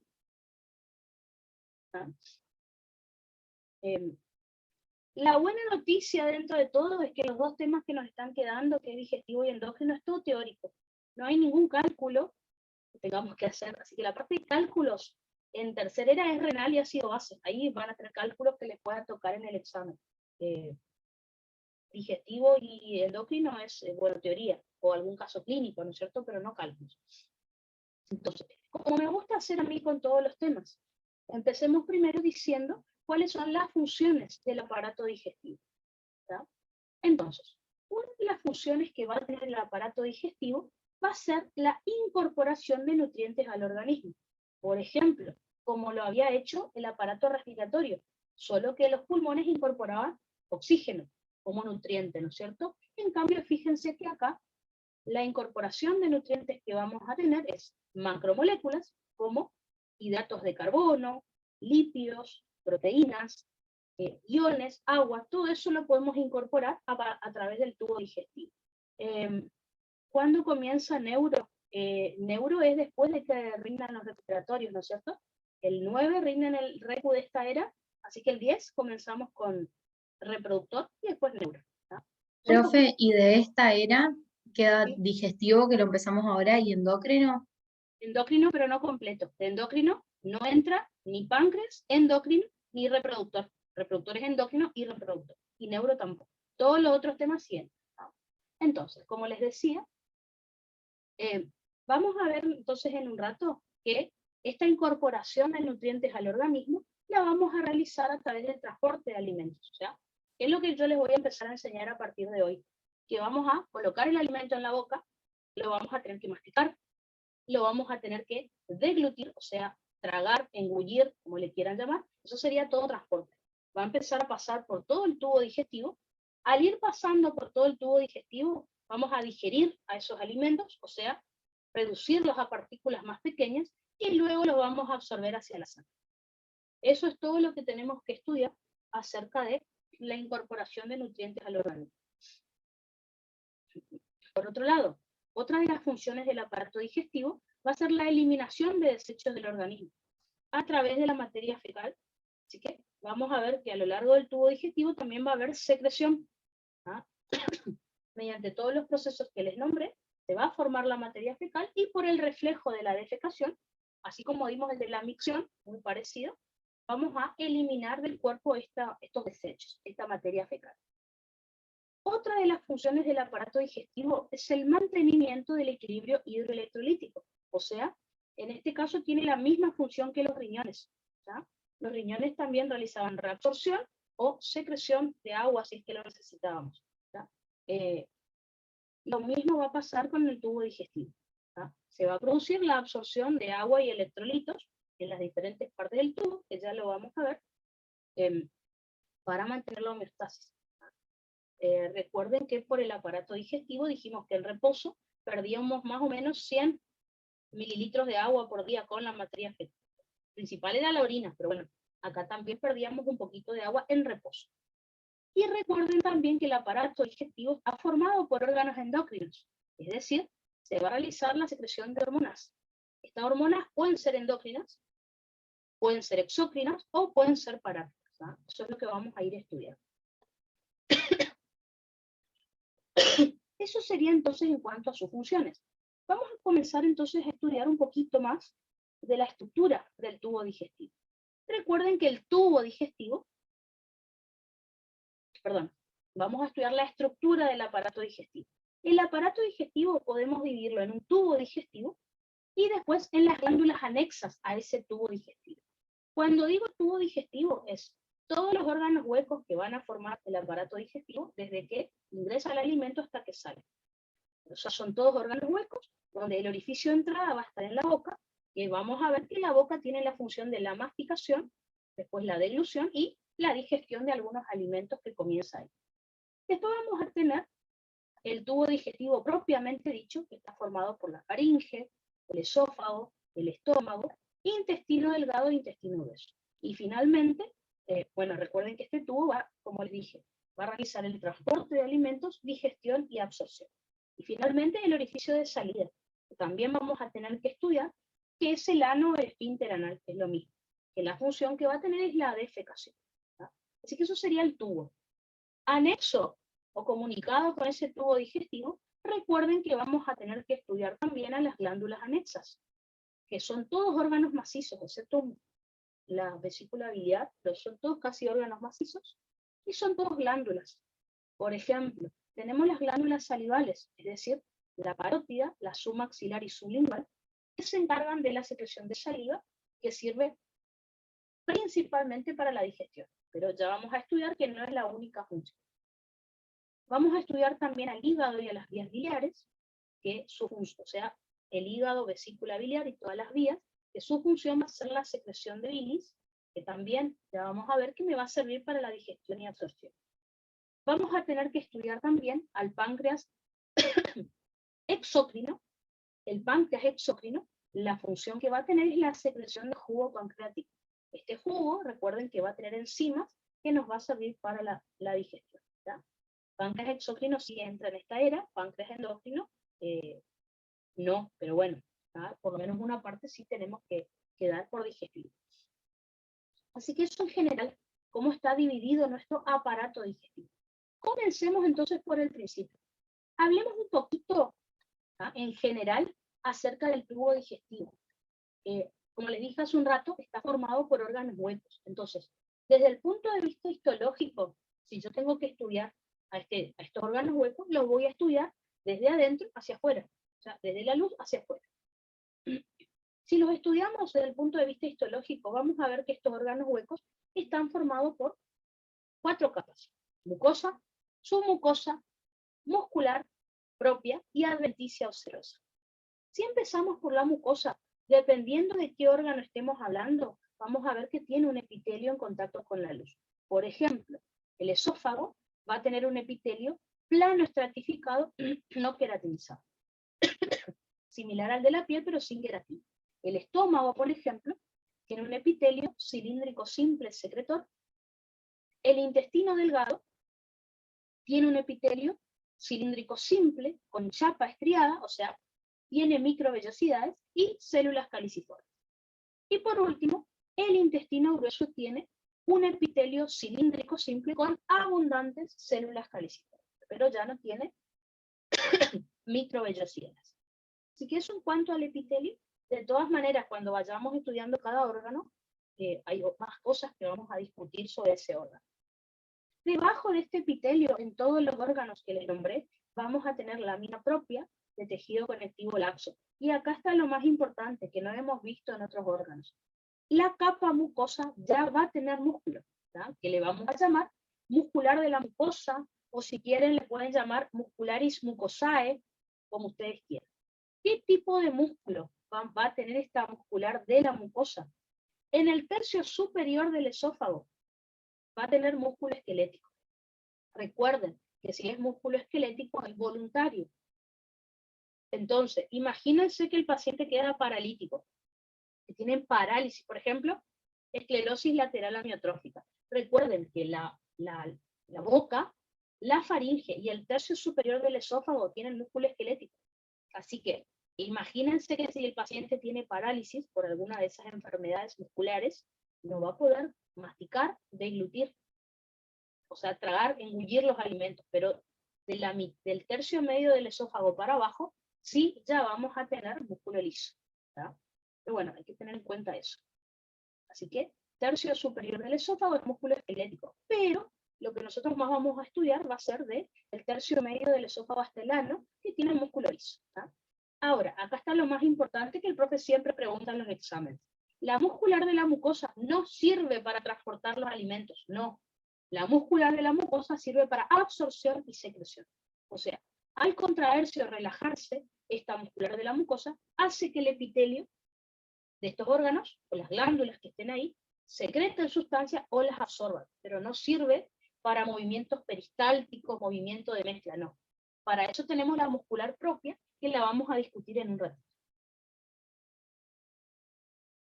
Debajo, o por fuera, si quieren, de la mucosa, tenemos a la submucosa, que como toda submucosa está formada por tejido conectivo denso no modelado. ¿Qué es lo importante que tiene esta submucosa? Que acá tenemos inervación. Recuerden ustedes que el aparato digestivo, el tubo digestivo, tiene su propia inervación, que es el sistema nervioso entérico, o SNE. El sistema nervioso entérico ya vamos a estudiar que está formado por dos plexos, el plexo de Meissner y el de Auerbach. Acá vamos a tener en la submucosa el plexo de Meissner, que su función, ya vamos a estudiar, que es inervar a la muscular de la mucosa, ¿no? Plexo submucoso o de Meissner, y el que vamos a tener acá. Algunas particularidades, todos los órganos tienen tejido conectivo denso no modelado en su submucosa y plexo de Meissner, pero algunas cositas más que les podemos agregar son las siguientes. Por ejemplo, en el esófago, en la submucosa vamos a tener glándulas mucosecretoras, ¿verdad? Que sirven para secretar moco justamente, que ya vamos a estudiar, que me va como a lubricar al esófago. En el estómago, si no les nombro, es porque no hay nada raro en la submucosa, aparte del tejido conectivo y Meissner, que ya les dije. En el duodeno, por ejemplo, en la primera porción del duodeno, vamos a tener a las glándulas de Brunner, que son glándulas mucosecretoras como la del esófago. Así que también se van a encargar de secretar muco. En la segunda mitad del duodeno en adelante, no necesitamos eso, yeyuno tampoco. En el hilo, por ejemplo, vamos a encontrar las placas de Peyer en la submucosa. Recuerden que las placas de Peyer son nódulos linfoides. ¿Ah? Recuerden que es lo que llamamos MALT, es decir, tejido linfoide asociado a mucosas. Algunos le llaman GALT, con G, tejido linfoide asociado a aparato digestivo, es lo mismo. ¿Ah? Obviamente, como son nódulos linfáticos, su función va a ser la inmunidad. Pero fuera de eso, en estómago no tenemos nada extraño, en segunda porción del duodeno en adelante, yeyuno tampoco, colon tampoco. En estos órganos tenemos esas estructuras especiales, digamos, que ya vamos a ver para qué nos sirven. Si nos vamos más hacia afuera, nos vamos a encontrar con la muscular propia, que es la más importante de todas las capas del tubo digestivo, porque es la más gruesa, ¿no? En la muscular propia podemos tener dos tipos de músculo. Vamos de vuelta. En el tercio superior del esófago tenemos músculo estriado esquelético, y desde el tercio medio del esófago en adelante hasta llegar al ano vamos a tener músculo liso. Así que es lo que más nos va a interesar a nosotros estudiar, el músculo liso, ¿no? En cuanto al número de capas que va a tener esta muscular propia, depende del órgano. En la mayoría de los órganos vamos a tener dos capas. Por ejemplo, en esófago, intestino delgado y grueso. ¿Cuáles van a ser esas dos capas? Tenemos interna, circular, y externa, longitudinal. Fíjense que acá, bueno, como siempre yo dibujando feo, fíjense que acá les hice, por ejemplo, el dibujito de un tubo, de parte del tubo digestivo, y fíjense que acá en color rojo, de manera horizontal, o sea, perpendicular a la dirección del tubo, tenemos la capa circular, que ya vamos a ver que cuando se contraiga, lo que va a provocar es anillos a lo largo del tubo. Ya vamos a ver que esos anillos pueden ser para mezclar el alimento, o pueden ser para producir transporte del alimento. Y después en color verde, en la misma dirección, o sea, paralelo a la dirección del tubo digestivo, tenemos la capa longitudinal, ¿ah? Que generalmente me va a servir para mezclar el alimento en algunos órganos, ¿tá? Eso vamos a tener en casi todos los órganos, excepto el estómago. El estómago, fíjense que va a tener tres capas en la muscular propia. La interna circular, la media longitudinal, y le vamos a agregar una capa externa que es oblicua, ¿tá? Que casi no se ve en este órgano, pero bueno, la tiene. ¿Cuál va a ser la función que va a tener esta capa muscular propia? Va a servir para los movimientos de mezcla y para los movimientos de propulsión, es decir, de transporte del alimento. Entonces, algo que tienen que recordar. La muscular de la mucosa sirve para absorción y secreción. La muscular propia sirve para mezcla y propulsión de los alimentos, ¿tá? Eso tienen que tener bien definido, porque siempre es pregunta de examen, ¿tá? A su vez, así como en la submucosa teníamos una parte del sistema nervioso entérico, que era el plexo submucoso o de Meissner, acá vamos a tener el otro plexo del sistema nervioso entérico, que es el plexo mientérico o de Auerbach. En un rato lo vamos a discutir mejor. El plexo de Auerbach, recuerden que se encuentra entre las capas circular y longitudinal que les nombré. O sea, en todos los órganos tenemos dos capas, así que está entre la interna y la externa. En el estómago está entre la interna y la media. O sea, siempre entre la circular y la longitud.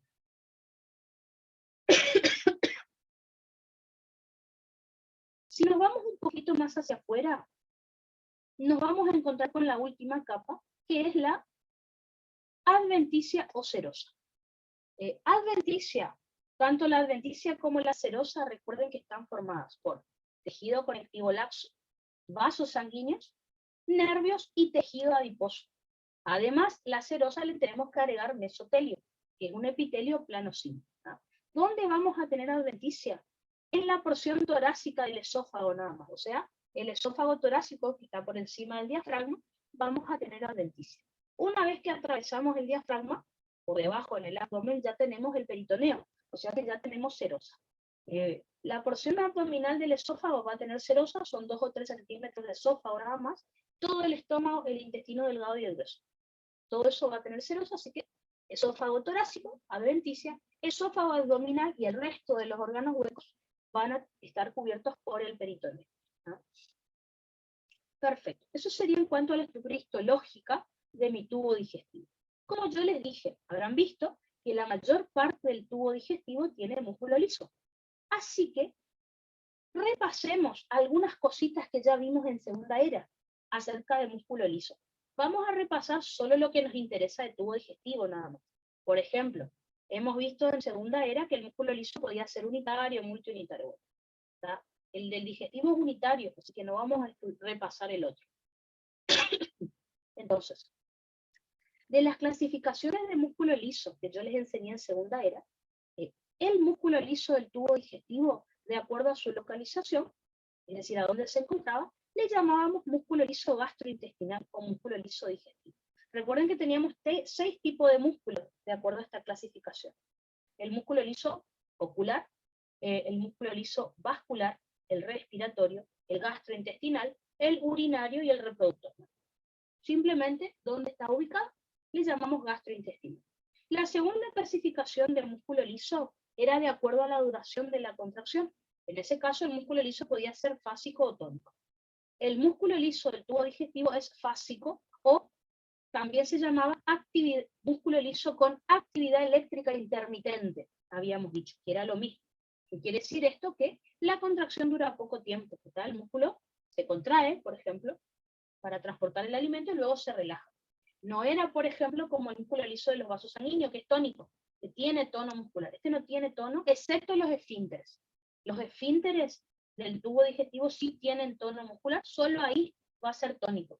Pero la mayor parte del tubo digestivo tiene músculo liso fásico, o con actividad eléctrica intermitente. La tercera clasificación, fíjense que era de acuerdo al comportamiento de las fibras de músculo liso. En ese caso, recuerden que teníamos músculo liso unitario y multiunitario. Todo el músculo liso del tubo digestivo es unitario, o también llamado visceral, o también llamado sincicial. Recuerden que se llama así porque las células del músculo liso, al estar unidas por uniones gap, se comportan como una masa, como una unidad. O sea, se contraen todas al mismo tiempo. Recuerden que el tipo de sincitio que habíamos estudiado en segunda era un sincitio funcional. No era verdadero como el músculo esquelético. Fíjense que las células están unidas por uniones gap, que era un ejemplo de sinapsis eléctrica, ya que estábamos también. En neuro igual lo vamos a volver a repasar. Así que fíjense que acá está la unión gap, que me está uniendo a las dos células. Esta unión gap, recuerden que estaba formado por proteínas llamadas conexones, ¿no es cierto? Esto eran los conexones. A su vez, los conexones estaban formados por subunidades llamadas conexinas. Fíjense, todo eso ya lo hemos dado. Pero les recuerdo por las dudas. Como estamos hablando de músculo liso digestivo, ustedes podrán recordar que el músculo liso unitario se estimulaba de tres maneras: estimulación mecánica, nerviosa y humoral. El multiunitario era solo nervioso, por ejemplo. Entonces, ¿a qué me refiero con estimulación mecánica? Que acá en el tubo digestivo es muy importante. La estimulación mecánica, recuerden que es, en este caso, el alimento que va a pasar por el tubo distiende el músculo liso del tubo digestivo. Esto me va a provocar, por ejemplo, yo ahora tomo un poquito de mate. El agua, por ejemplo, va a ingresar, me va a estirar el músculo liso de mi esófago. Esto me va a provocar apertura de canales de calcio dependientes de voltaje en el músculo liso del esófago. Recuerden que estos canales de calcio les llamábamos receptores de distensión, ¿cierto? Por lo tanto, entra calcio al músculo liso y ese músculo liso se contrae para propulsar, para transportar el alimento. Fíjense, no necesité inervación, no necesité hormonas. Simplemente al distender el músculo, este se contrae y transporta el alimento. Van a ver que esto ocurre mucho en el tubo digestivo, en todo el tubo. ¿Está? Perfecto, entonces. Ahí me pregunta si parches o cuerpos densos son lo mismo. No, dijimos que no. Parches o placas densas son lo mismo, porque estaban en la membrana plasmática. Cuerpos densos dijimos que estaban en el interior del citoplasma. En estructura son parecidos, pero le llamamos parche o placas densas si están en membrana plasmática, le llamamos cuerpos densos si están en el intracelular, ¿verdad? O sea, en el citoplasma.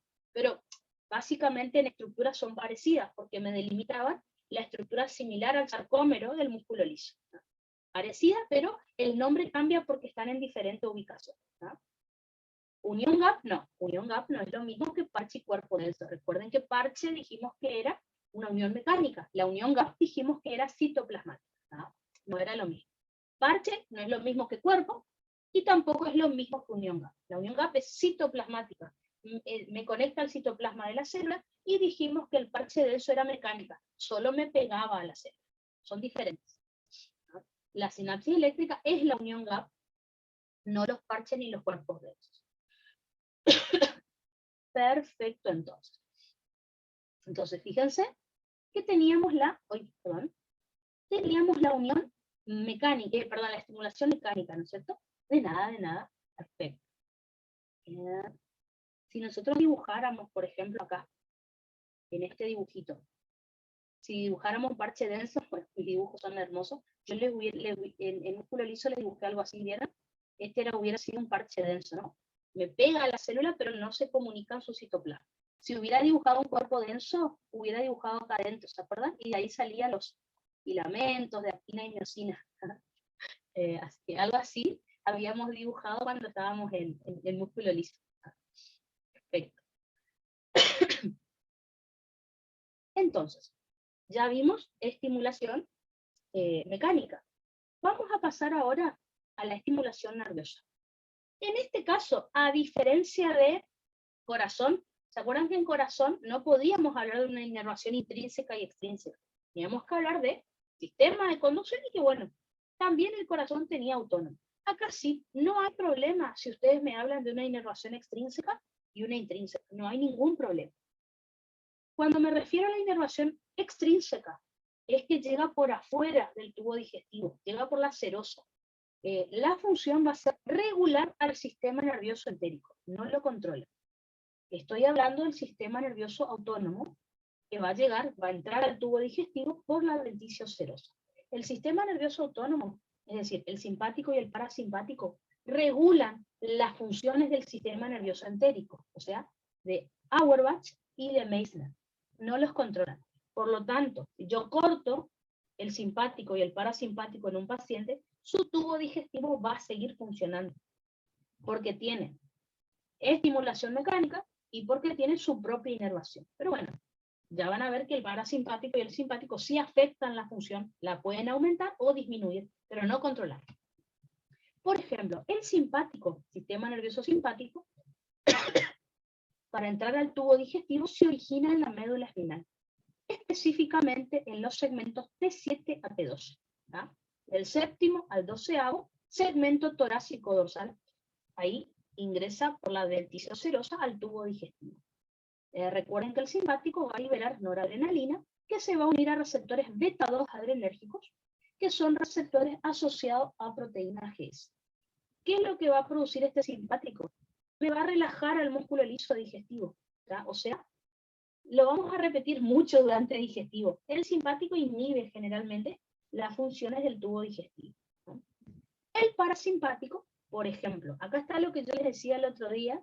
¿Se acuerdan cuando estudiamos uréteres? Que yo les dije, parte del uréter es vago, nervio vago, y la otra parte es médula espinal. Bueno, fíjense que acá lo mismo.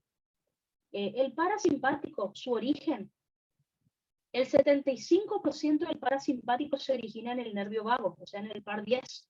Estamos hablando de bulbo raquídeo, ahí se origina el nervio vago. Así que el nervio vago, que es el par craneal número 10, que se origina en bulbo, fíjense que me va a inervar al esófago, al estómago, al intestino delgado y a la primera mitad del intestino grueso. Estoy hablando de el ciego, colon ascendente y mitad del colon transverso, ¿tá?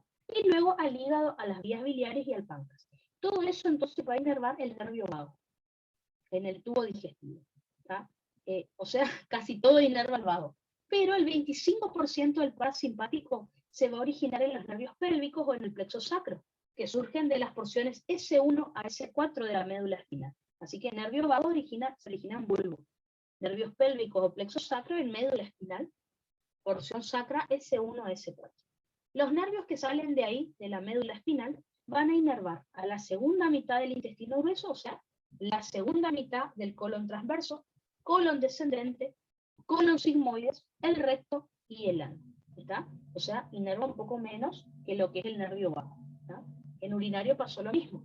El vago inervaba la mitad superior del uréter, con los riñones y todo, y la médula espinal la mitad inferior del uréter, vejiga, etc.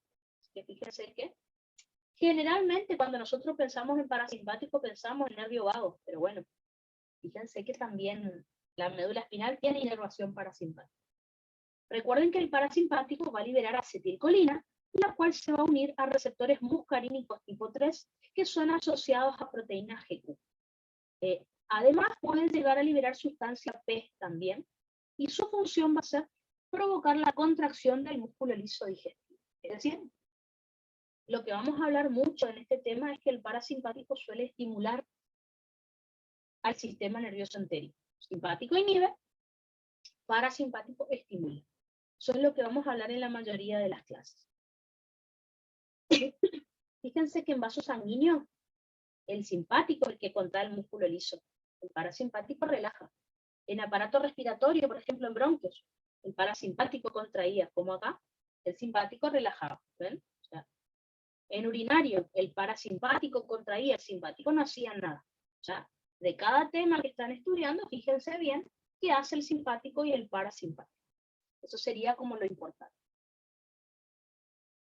Fíjense, como ya estudiamos en segunda era, acuérdense que el sistema nervioso autónomo ingresa por la serosa, que como pueden ver acá les dibujé en color verde, tejido conectivo lazo. Acuérdense que los nervios del sistema nervioso autónomo no producen placas neuromusculares, que la placa neuromuscular era para músculo esquelético.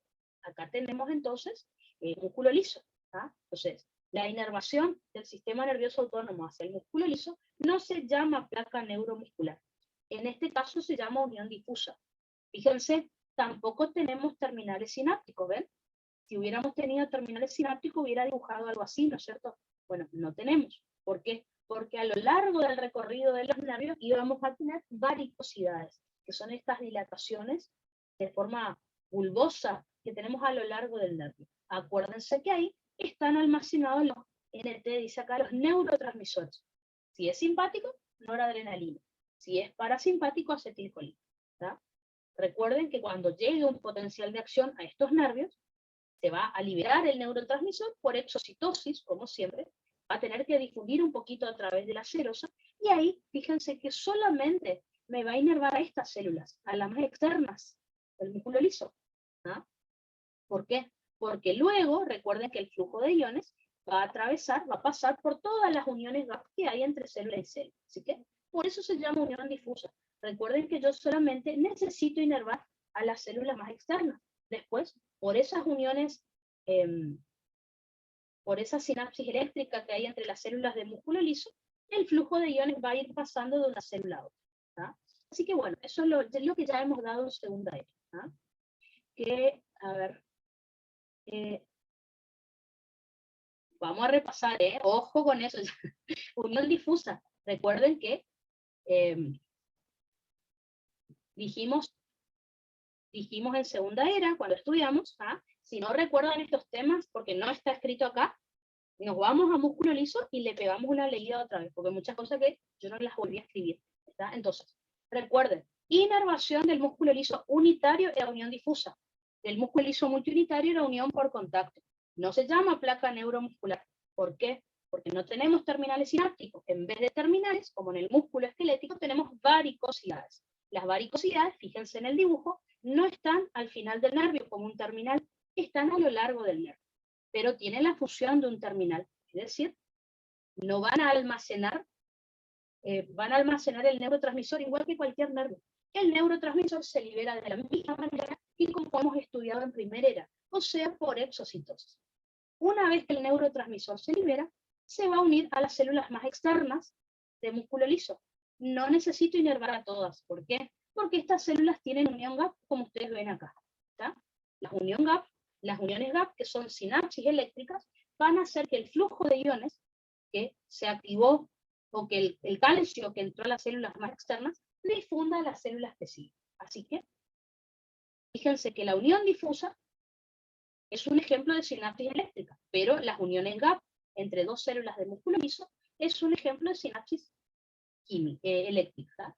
Sinapsis químicas acá, sinapsis eléctricas acá. Profe, ¿qué vendría a ser la unión difusa? ¿La unión de qué con qué? Es una placa neuromuscular, pero que no se llama así.